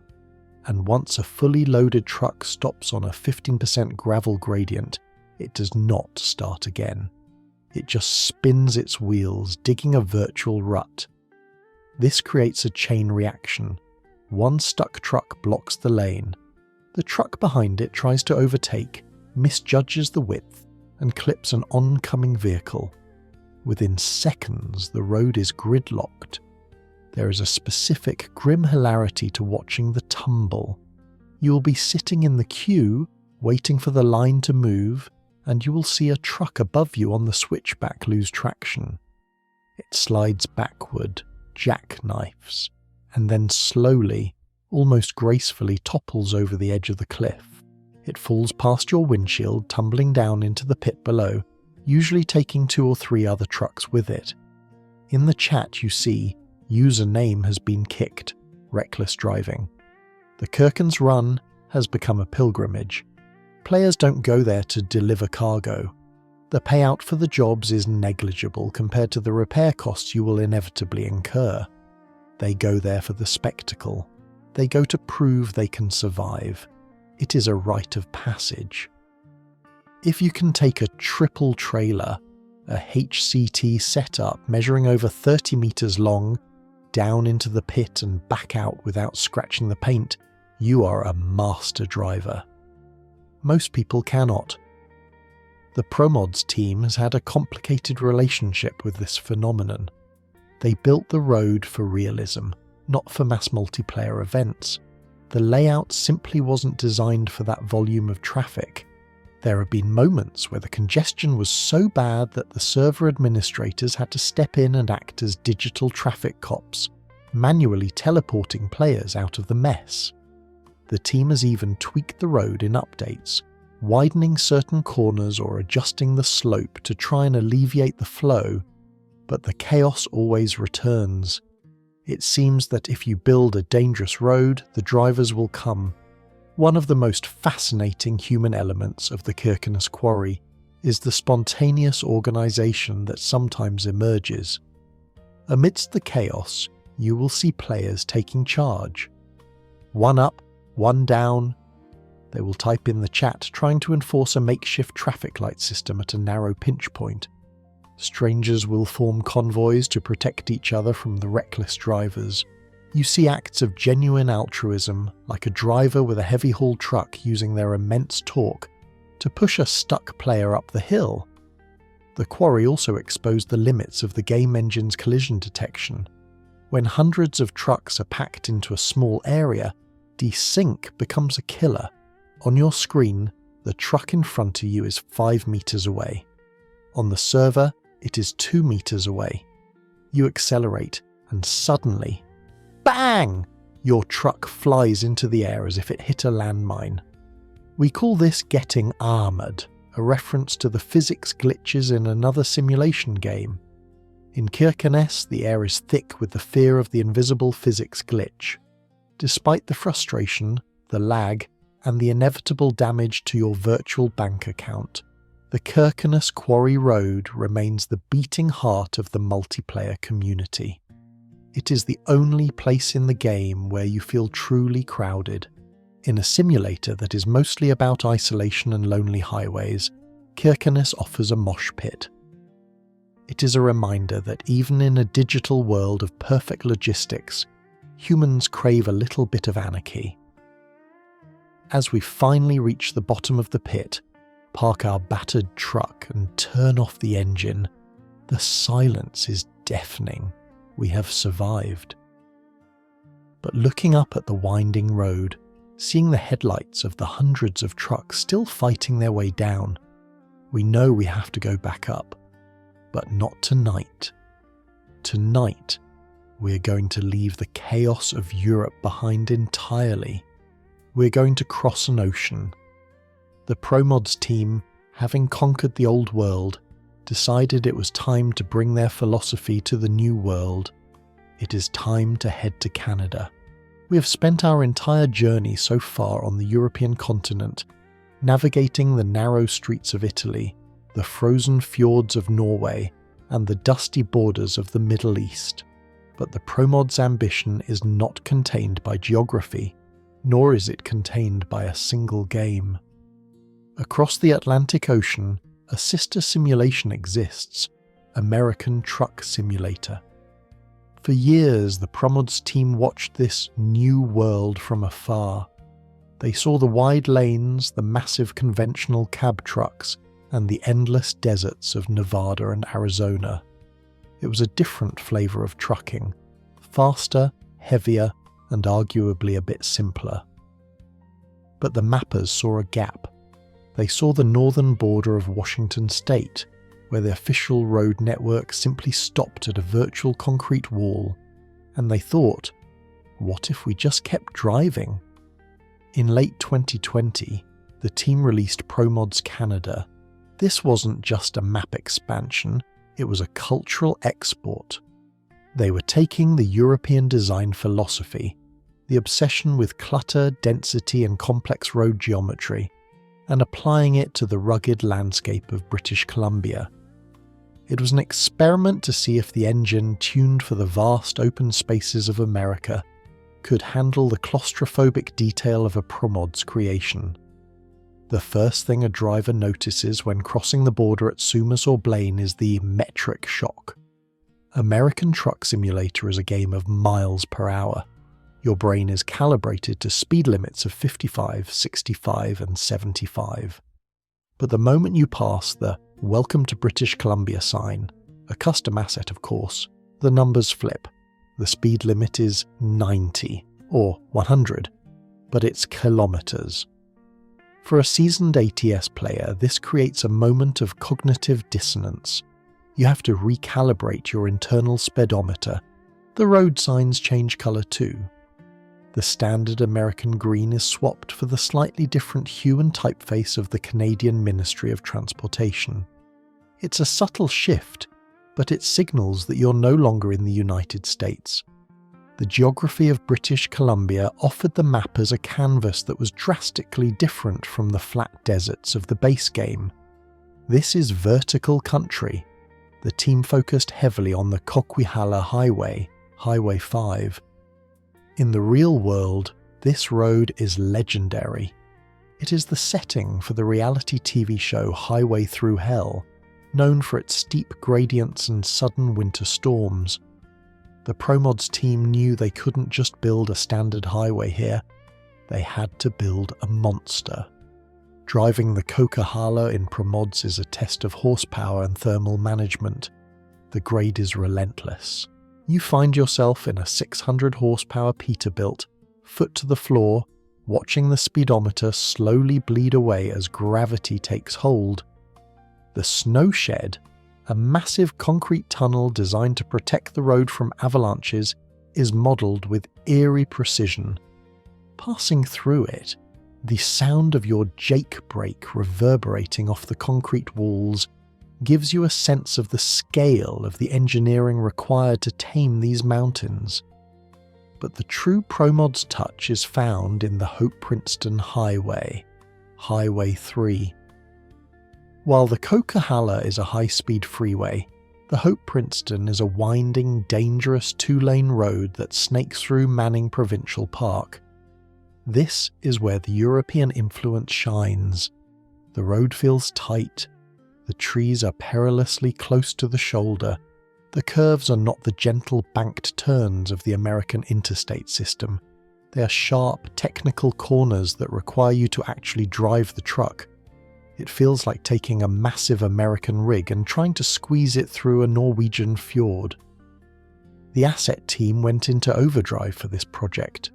They couldn't use the European houses, obviously, but they also couldn't use the standard American assets, because Canadian architecture is distinct. They modelled the specific red and white mailboxes of Canada Post.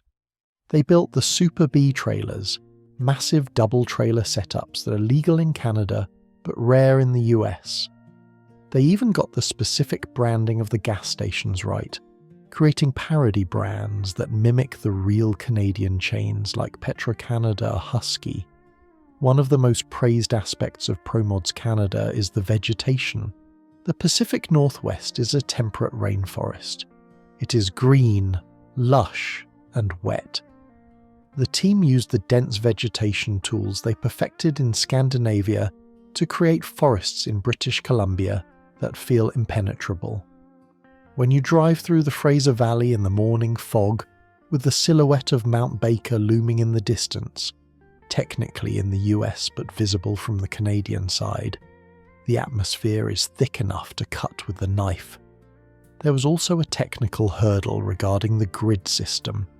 American cities are usually built on grids. European cities are chaotic webs. Vancouver, however, is a mix of both. The team had to build the intricate bridges and causeways of the Lower Mainland, balancing the urban density with the performance limitations of the engine. Crossing the Port Mann Bridge, a massive cable-stayed structure, you get a view of the skyline that feels genuinely metropolitan, a rarity in truck sims which often struggle to render dense urban horizons. Promods Canada proved that the team's skills were universal. It showed that quality isn't about a specific region, it's about a level of care. Whether they are placing an olive tree in Cyprus or a Douglas fir in British Columbia, the intent is the same, to make you believe for just a moment that you are actually there. As we pull into a rest stop and cut the engine, allowing the turbo to spool down into silence, we need to talk about the people who make this journey possible. We have praised the architects, the artists, and the visionaries, but there is another group, hidden in the shadows of the development forum, whose names are rarely celebrated, but whose work saves your virtual life every single day. In the hierarchy of Promods, they are known simply by the colour of their username, the blue team. These are the beta testers. If the mappers are the writers of this story, the blue team are the ruthless editors who scour every sentence for typos. And in a map the size of a continent, there are a lot of typos. To understand their job, you have to understand the nature of a beta build. When a mapper finishes a sector, say, a new stretch of highway in northern Spain, it looks perfect to them. They have spent weeks staring at it, but they suffer from tunnel vision. They know where the road should go, so they drive it correctly. The tester's job is to drive it incorrectly. Their job is to try to break it. The most notorious enemy they hunt is the invisible wall. This is the apex predator of bugs. Technically, it is usually a stray collision box, a leftover piece of code from a building or a barrier that was deleted visually, but whose physical ghost remains. Imagine cruising down the left lane of the Autobahn at 90 km per hour, enjoying the scenery, when suddenly your truck slams into a dead stop as if you hit a concrete bunker. You take 45% damage, your engine stalls, and there is absolutely nothing in front of you but empty air.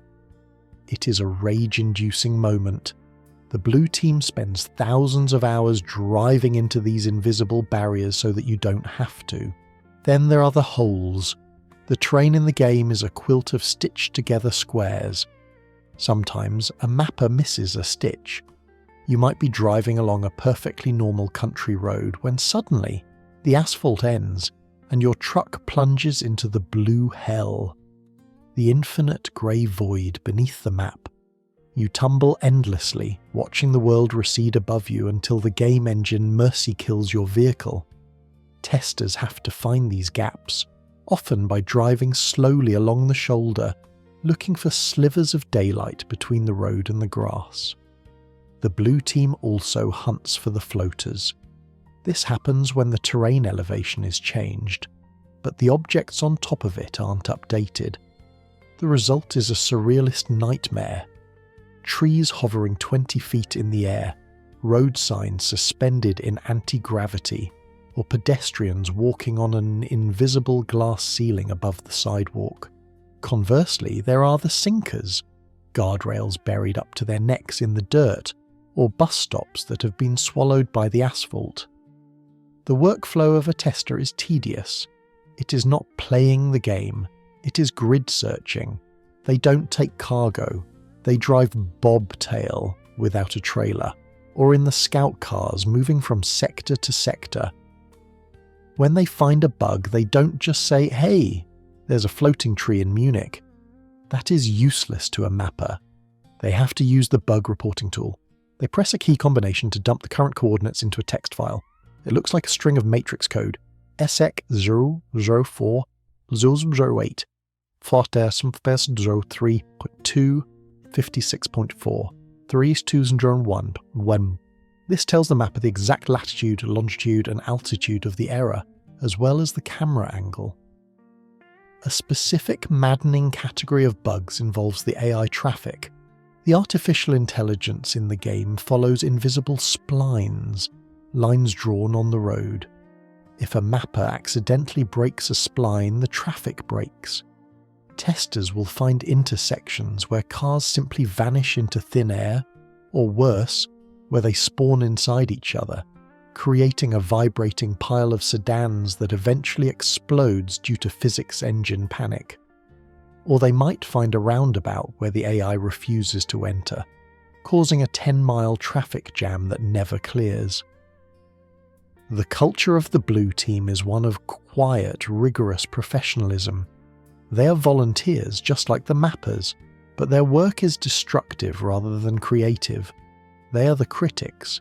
There is a natural, healthy tension between the Blue Team and the developers. A mapper might spend a week building a beautiful, complex custom company yard, only for a tester to report, "The entrance is too tight." A standard AI truck gets stuck 100% of the time, you have to rebuild it. The mapper sighs, curses the tester's name, and then rebuilds it. Because they know the tester is right. The stress levels peak during code freeze. This is the period a few weeks before a major release, usually right after SCS drops a new game update, when no new features are allowed. The map is locked. The only goal is to fix bugs. The private beta servers are buzzing. The bug tracker, a massive list of known issues, is the scoreboard. The goal is to get the critical bugs down to 0. Minor bugs, like a flickering texture on a distant barn, might be allowed to slide if the deadline is tight, but game crash bugs are showstoppers. There is unique loneliness to beta testing. You're often driving on a version of the map that is unstable, full of placeholders, bright red boxes that say "replace me," and devoid of other players. You are the janitor of the virtual world, sweeping up the code before the guests arrive. You see the map in its raw, ugly state. You see the seams, you see the tricks, but there is also a pride in it. When the public release finally drops and 50,000 people download the new version of Promods, the Blue Team watches the forums. They wait for the complaints. And when a player posts, "Wow, this drive through the Balkans is flawless," the tester smiles. They know that the drive is flawless because they spent 3 hours crashing into a bridge abutment on that specific road 2 weeks ago to make sure the collision box was fixed. One of the funniest recurring issues they deal with is the vegetation in cab bug. Sometimes a mapper places a tree too close to the road. You drive past and a branch clips through your windshield, slapping you in the face. It doesn't damage the truck, but it breaks the immersion instantly. The Blue Team calls this trimming the hedges. They file hundreds of reports just asking mappers to move a bush 3 inches to the right. Without the Blue Team, Promods would be a beautiful but unplayable mess. They are the quality assurance department of a company that doesn't exist. They act as the filter between the raw ambition of the mappers and the reality of the game engine. And speaking of the game engine, it is time to look under the hood at the machine itself.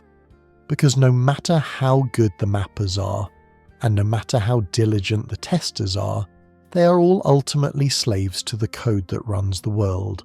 As we pull into a rest stop and cut the engine, allowing the turbo to spool down into silence, we need to talk about the people who make this journey possible. We have praised the architects, the artists, and the visionaries, but there is another group, hidden in the shadows of the development forum, whose names are rarely celebrated, but whose work saves your virtual life every single day. In the hierarchy of Promods, they are known simply by the colour of their username, the blue team. These are the beta testers. If the mappers are the writers of this story, the blue team are the ruthless editors who scour every sentence for typos. And in a map the size of a continent, there are a lot of typos. To understand their job, you have to understand the nature of a beta build. When a mapper finishes a sector, say, a new stretch of highway in northern Spain, it looks perfect to them. They have spent weeks staring at it, but they suffer from tunnel vision. They know where the road should go, so they drive it correctly.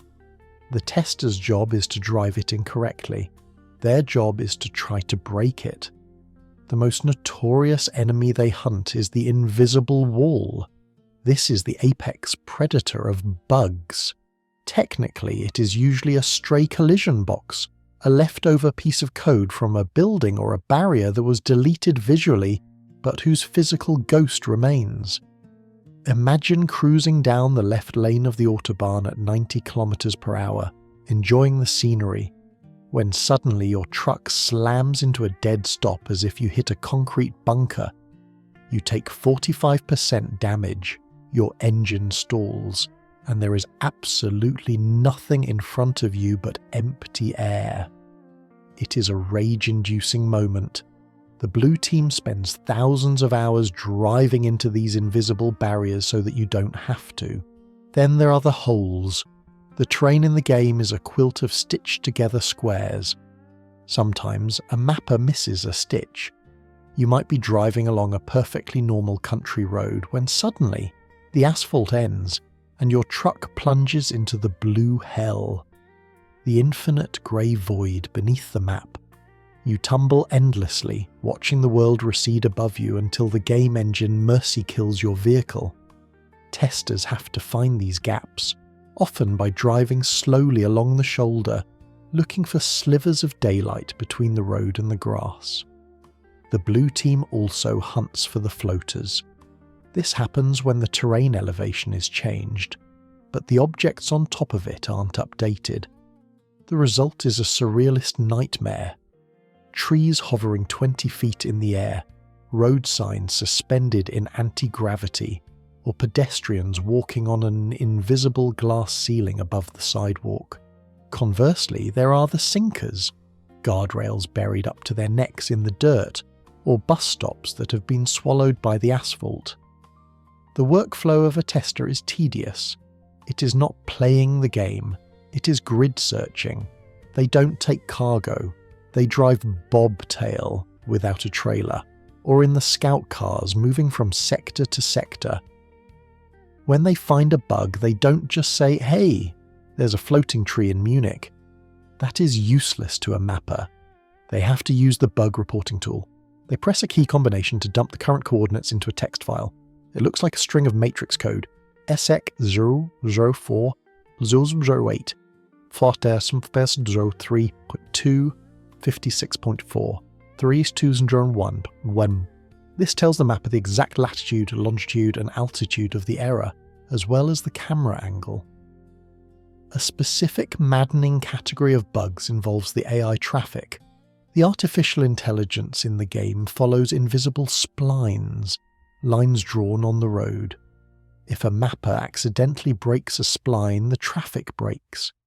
Testers will find intersections where cars simply vanish into thin air, or worse, where they spawn inside each other, creating a vibrating pile of sedans that eventually explodes due to physics engine panic. Or they might find a roundabout where the AI refuses to enter, causing a 10-mile traffic jam that never clears. The culture of the blue team is one of quiet, rigorous professionalism. They are volunteers just like the mappers, but their work is destructive rather than creative. They are the critics. There is a natural, healthy tension between the blue team and the developers. A mapper might spend a week building a beautiful, complex custom company yard, only for a tester to report, "The entrance is too tight. A standard AI truck gets stuck 100% of the time, you have to rebuild it." The mapper sighs, curses the tester's name, and then rebuilds it. Because they know the tester is right. The stress levels peak during code freeze. This is the period a few weeks before a major release, usually right after SCS drops a new game update, when no new features are allowed. The map is locked. The only goal is to fix bugs. The private beta servers are buzzing. The bug tracker, a massive list of known issues, is the scoreboard. The goal is to get the critical bugs down to 0. Minor bugs, like a flickering texture on a distant barn, might be allowed to slide if the deadline is tight, but game crash bugs are showstoppers. There is unique loneliness to beta testing. You're often driving on a version of the map that is unstable, full of placeholders, bright red boxes that say "replace me," and devoid of other players. You are the janitor of the virtual world, sweeping up the code before the guests arrive. You see the map in its raw, ugly state. You see the seams, you see the tricks, but there is also a pride in it. When the public release finally drops and 50,000 people download the new version of Promods, the blue team watches the forums. They wait for the complaints. And when a player posts, "Wow, this drive through the Balkans is flawless," the tester smiles.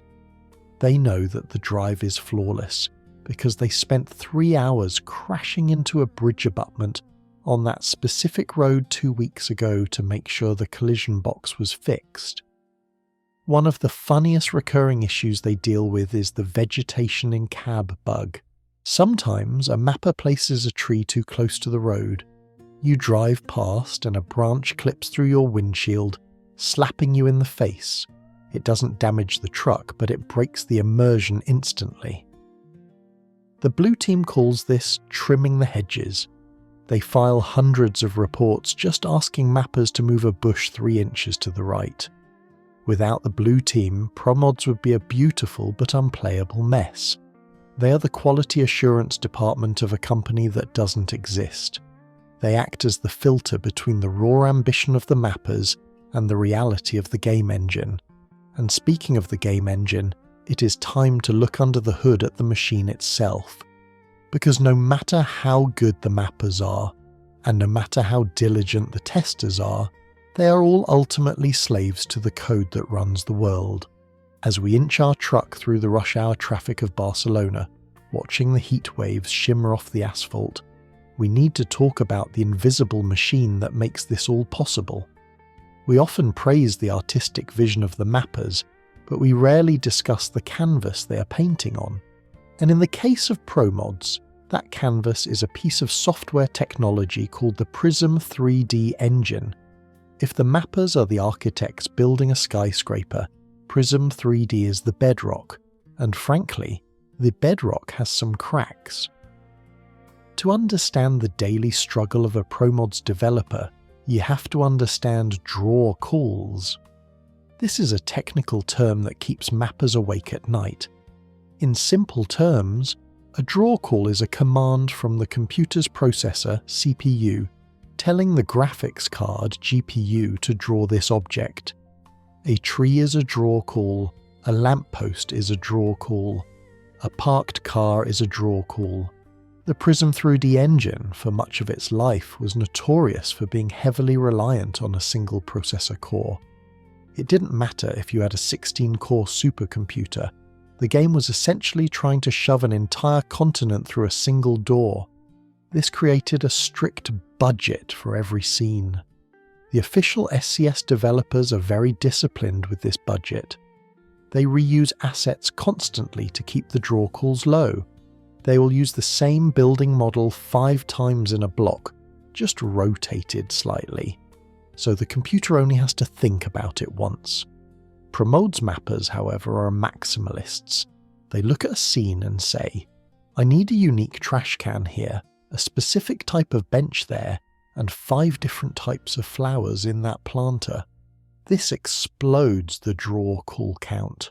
When you drive into a Promods city and your smooth 60 frames per second suddenly stutters down to a choppy 25, that is the sound of your CPU screaming for mercy. It is choking on the sheer variety of things it is being asked to identify. This leads to the optimization battle. It is a constant tug-of-war between beauty and playability.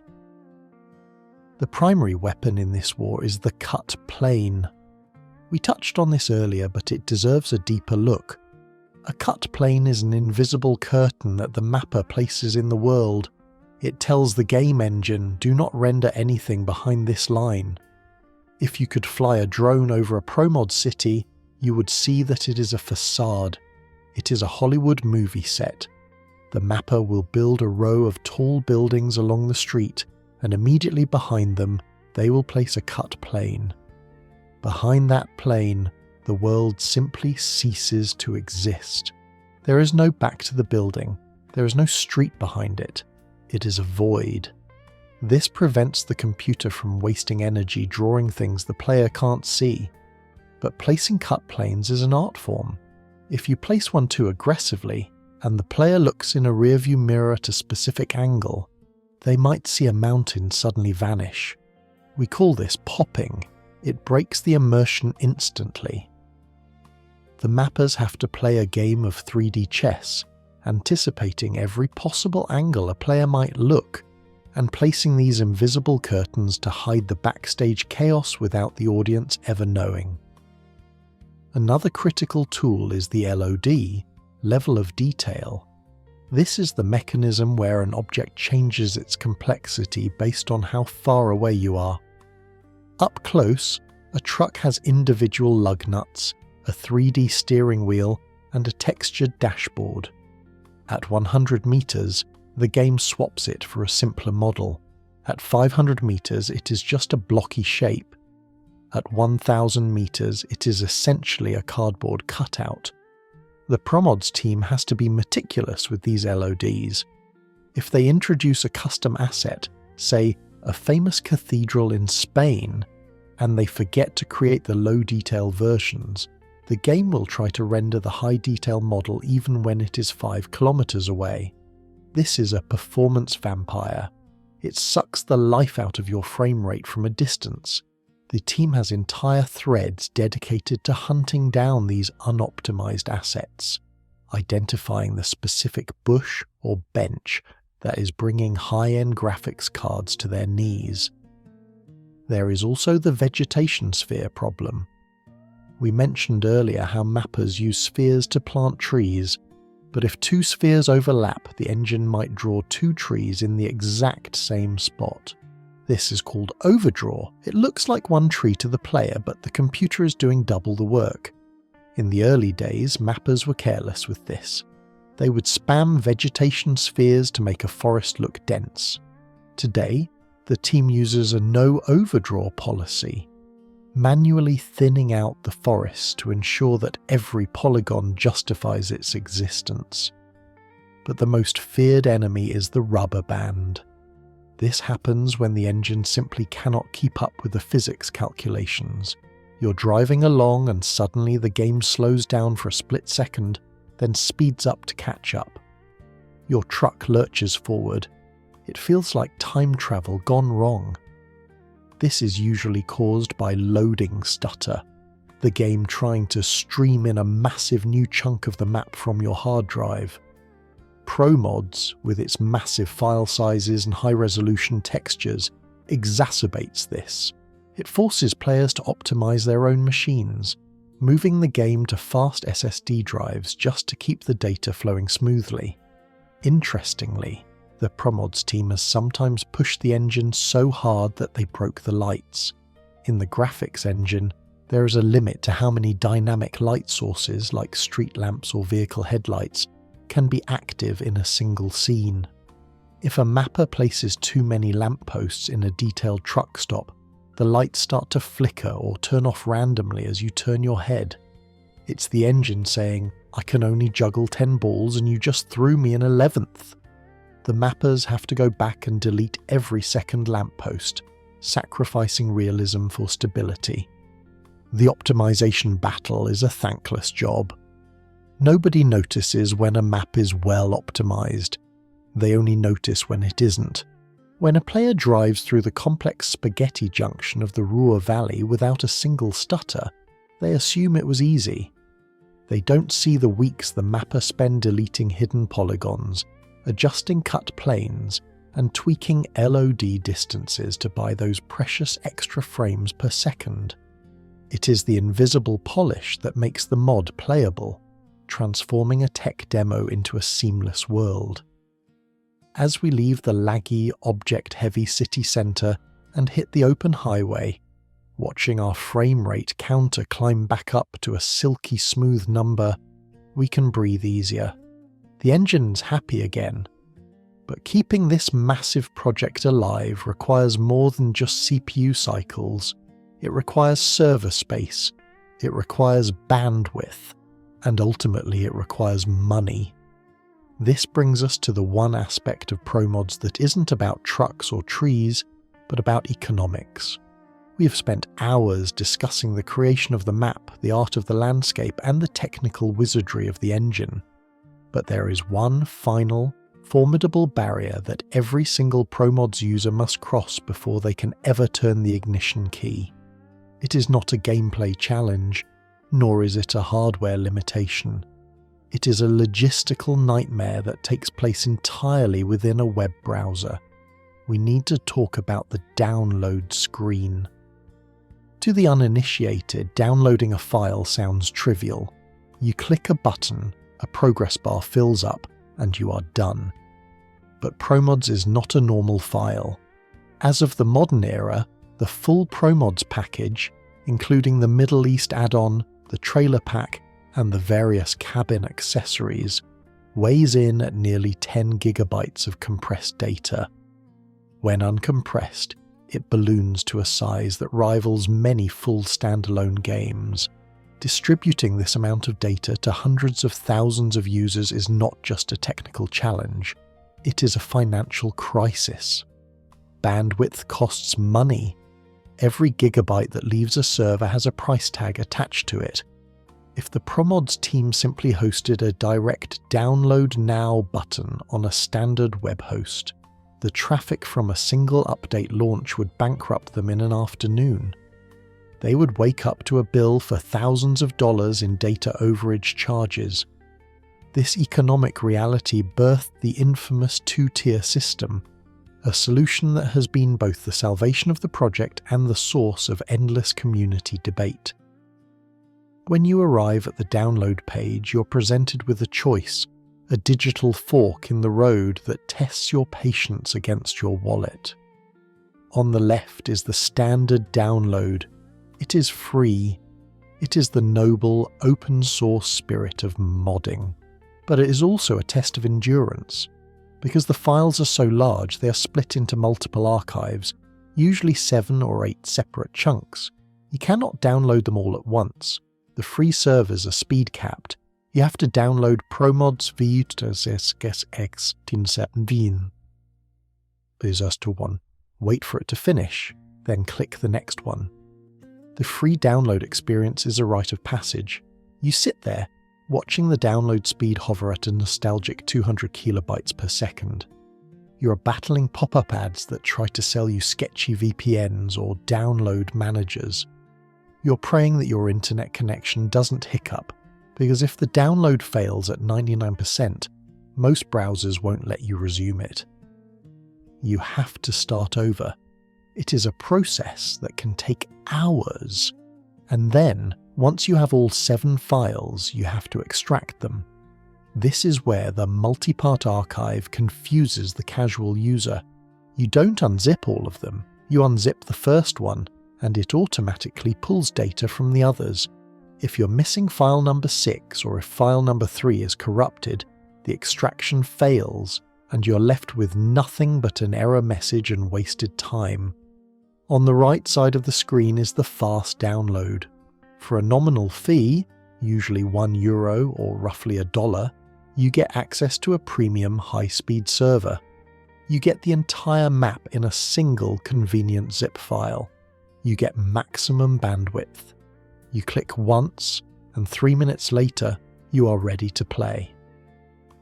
This monetization model, charging for the delivery of the mod rather than the mod itself, is a clever loophole. The gaming industry, and specifically SCS Software, has strict rules against selling mods. You cannot put a paywall in front of community content that relies on the game's assets. But Promods argues successfully that the mod is free. If you have the patience, you can have it for $0. The €1 is purely a convenience fee to cover the server costs. However, this creates a friction. There is a segment of the gaming community that believes mods should be absolutely free, with no strings attached. They view the fast download option as a soft paywall. But the math is undeniable. Hosting a community of this size requires enterprise-grade infrastructure. The money from the fast download option pays for the dedicated servers, the forum software licenses, the domain names, and the Cloudflare protection required to keep the site online. And they need that protection. Success brings enemies. The Promods website has been the target of massive distributed denial of service (DDoS) attacks. Why would anyone DDoS a truck simulator map site? Some say it's rival mod sites. Others say it's just bored hackers flexing their botnets. Regardless of the motive, defending against these attacks costs money. The fast download revenue is the war chest that keeps the lights on. Before you even get to the download links, however, there is the ritual of the def file generator. This is a unique, brilliant piece of web engineering. Unlike most mods where you get a standard configuration, Promods allows you to customize your experience before you even download the map. You go to a specific web page and are presented with a series of checkboxes. Do you want the Rust map compatibility fix? Check. Do you want extreme sound levels in the cabin? Check. Do you want realistic map colors or the standard GPS colors? Check. But the most important slider is the vegetation draw distance. This is the how good is your computer and test.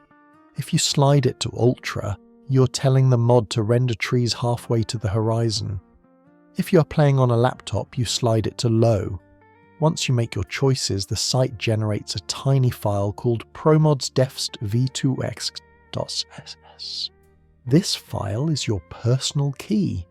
It contains the definition codes that tell the map how to behave on your specific machine. If you lose this file, the map won't load. If you download the main map files but forget to generate the def file, a mistake made by thousands of rookies, the game will crash immediately. The forums are littered with threads titled Game Crash Help, where the first reply is always a weary moderator asking, "Did you generate a def file?" The extraction process itself is a common point of failure that reveals the varying levels of computer literacy in the community. The Promods team distributes the files as pointers at the archives.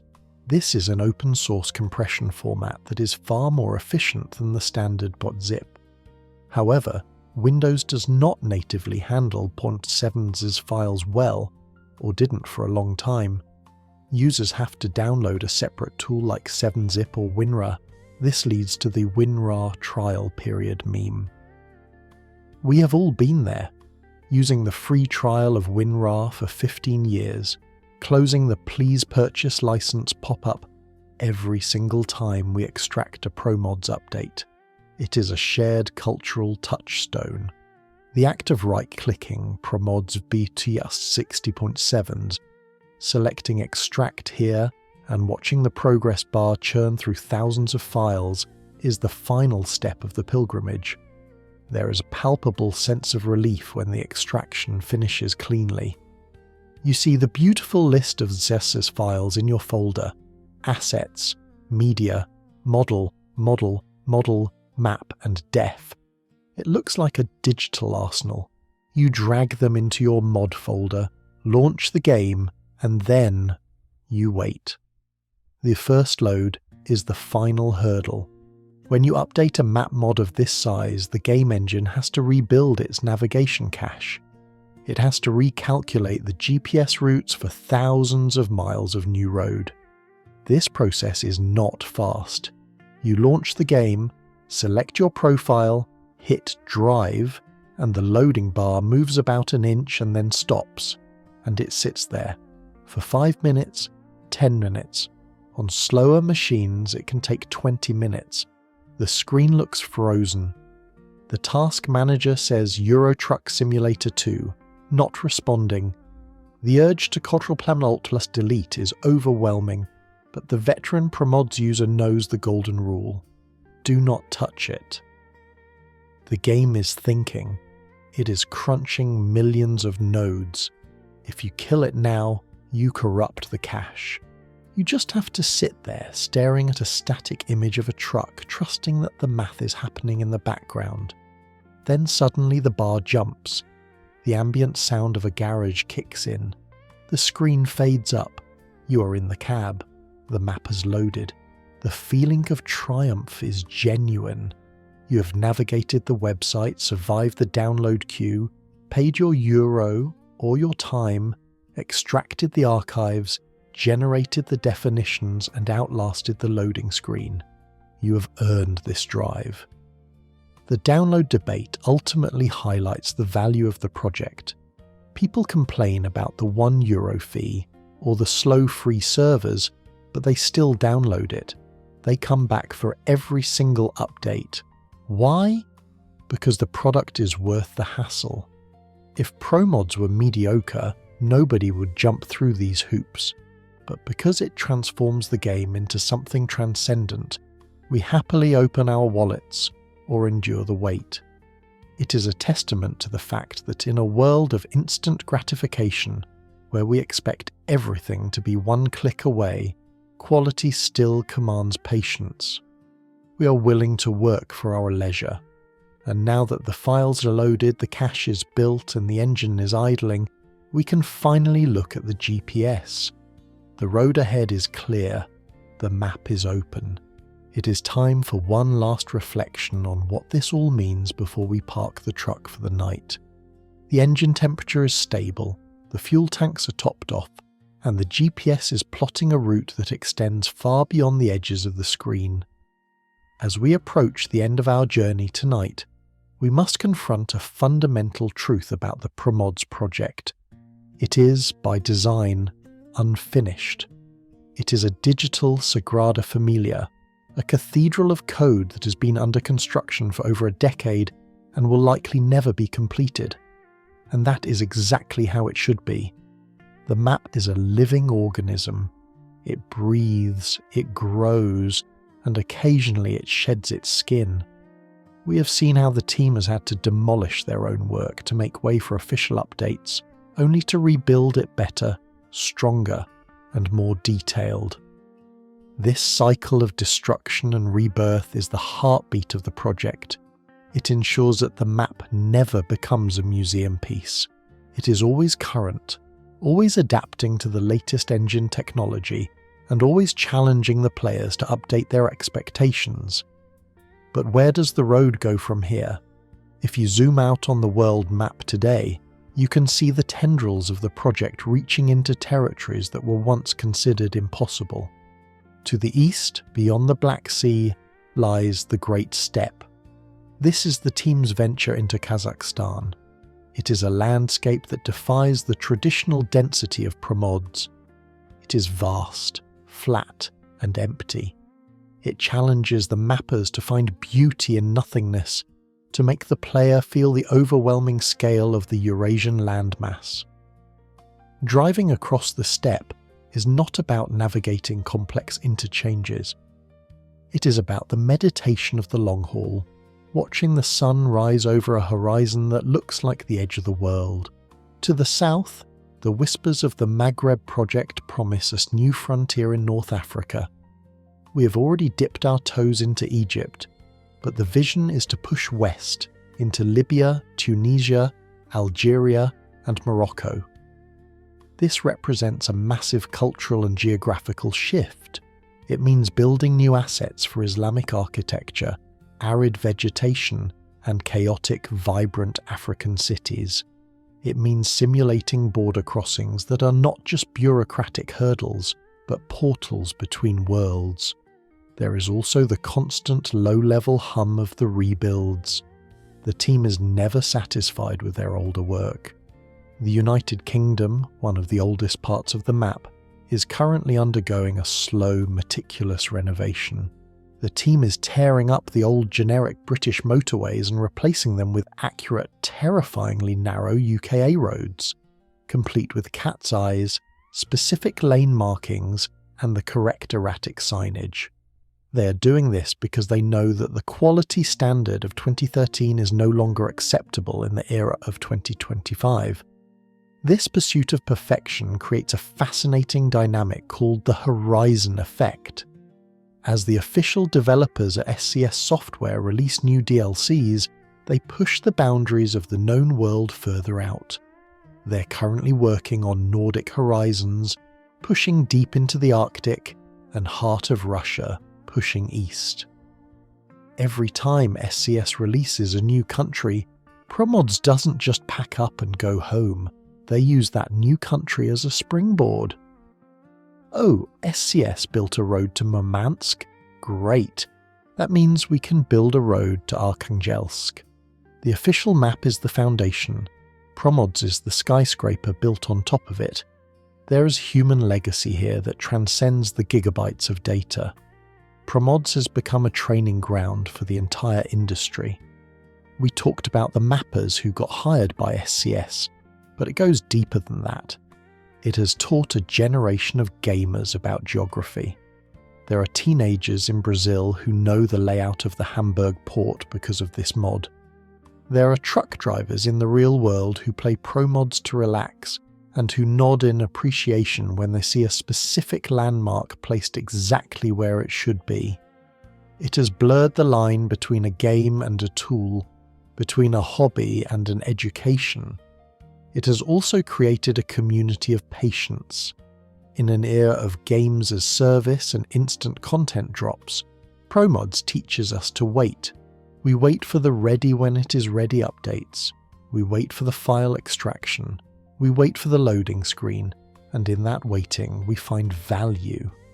We appreciate the drive more because we know the human cost of building the road. We know that every tree, every sign, and every pothole was placed by a volunteer who just wanted to share their vision of the world. The project also stands as a monument to the open PC platform.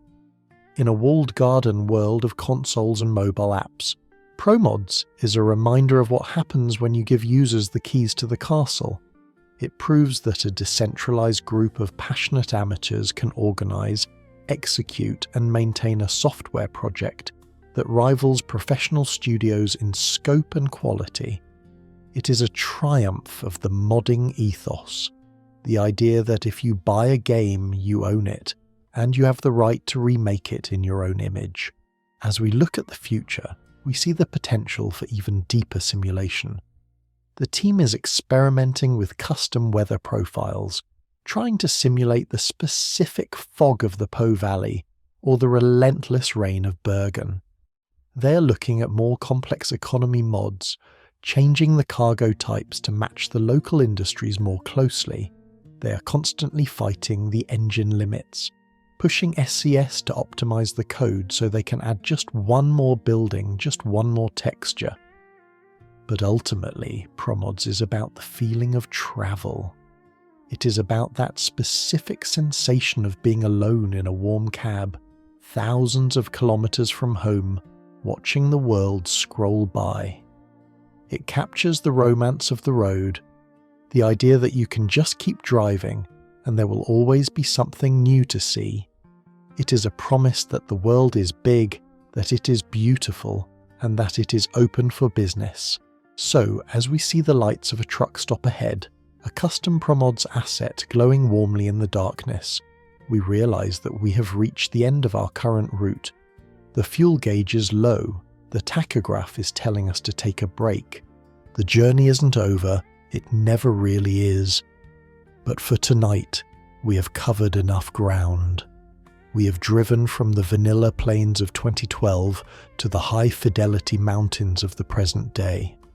We have survived the ice of Iceland, the dust of the Middle East, and the traffic of Kirkenes.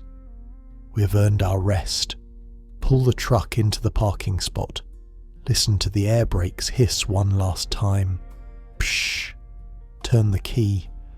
The engine shudders and falls silent. The vibration that has been humming through the floorboards for the last hour fades away, leaving a sudden, heavy quiet. Outside, the crickets are chirping in the digital night. A distant AI car whooshes past on the highway, a fleeting sound that emphasises the stillness inside the cab. It's dark in here now, just the soft glow of the instrument panel fading out and the moonlight cutting across the sleeper berth. You've done good work tonight. You've learned the history of the ground beneath your virtual tyres. You understand now that this isn't just a game. It's a tapestry woven by hundreds of hands over thousands of nights. Every mile you drive is a thank you note to the people who built it. Relax your shoulders, let them drop, unclench your jaw. The road will still be there tomorrow. The servers will be humming, the modders will be mapping. But for now, the logbook is closed. The delivery is complete. You are safe in the cab and the world is waiting for you to dream. Sweet dreams.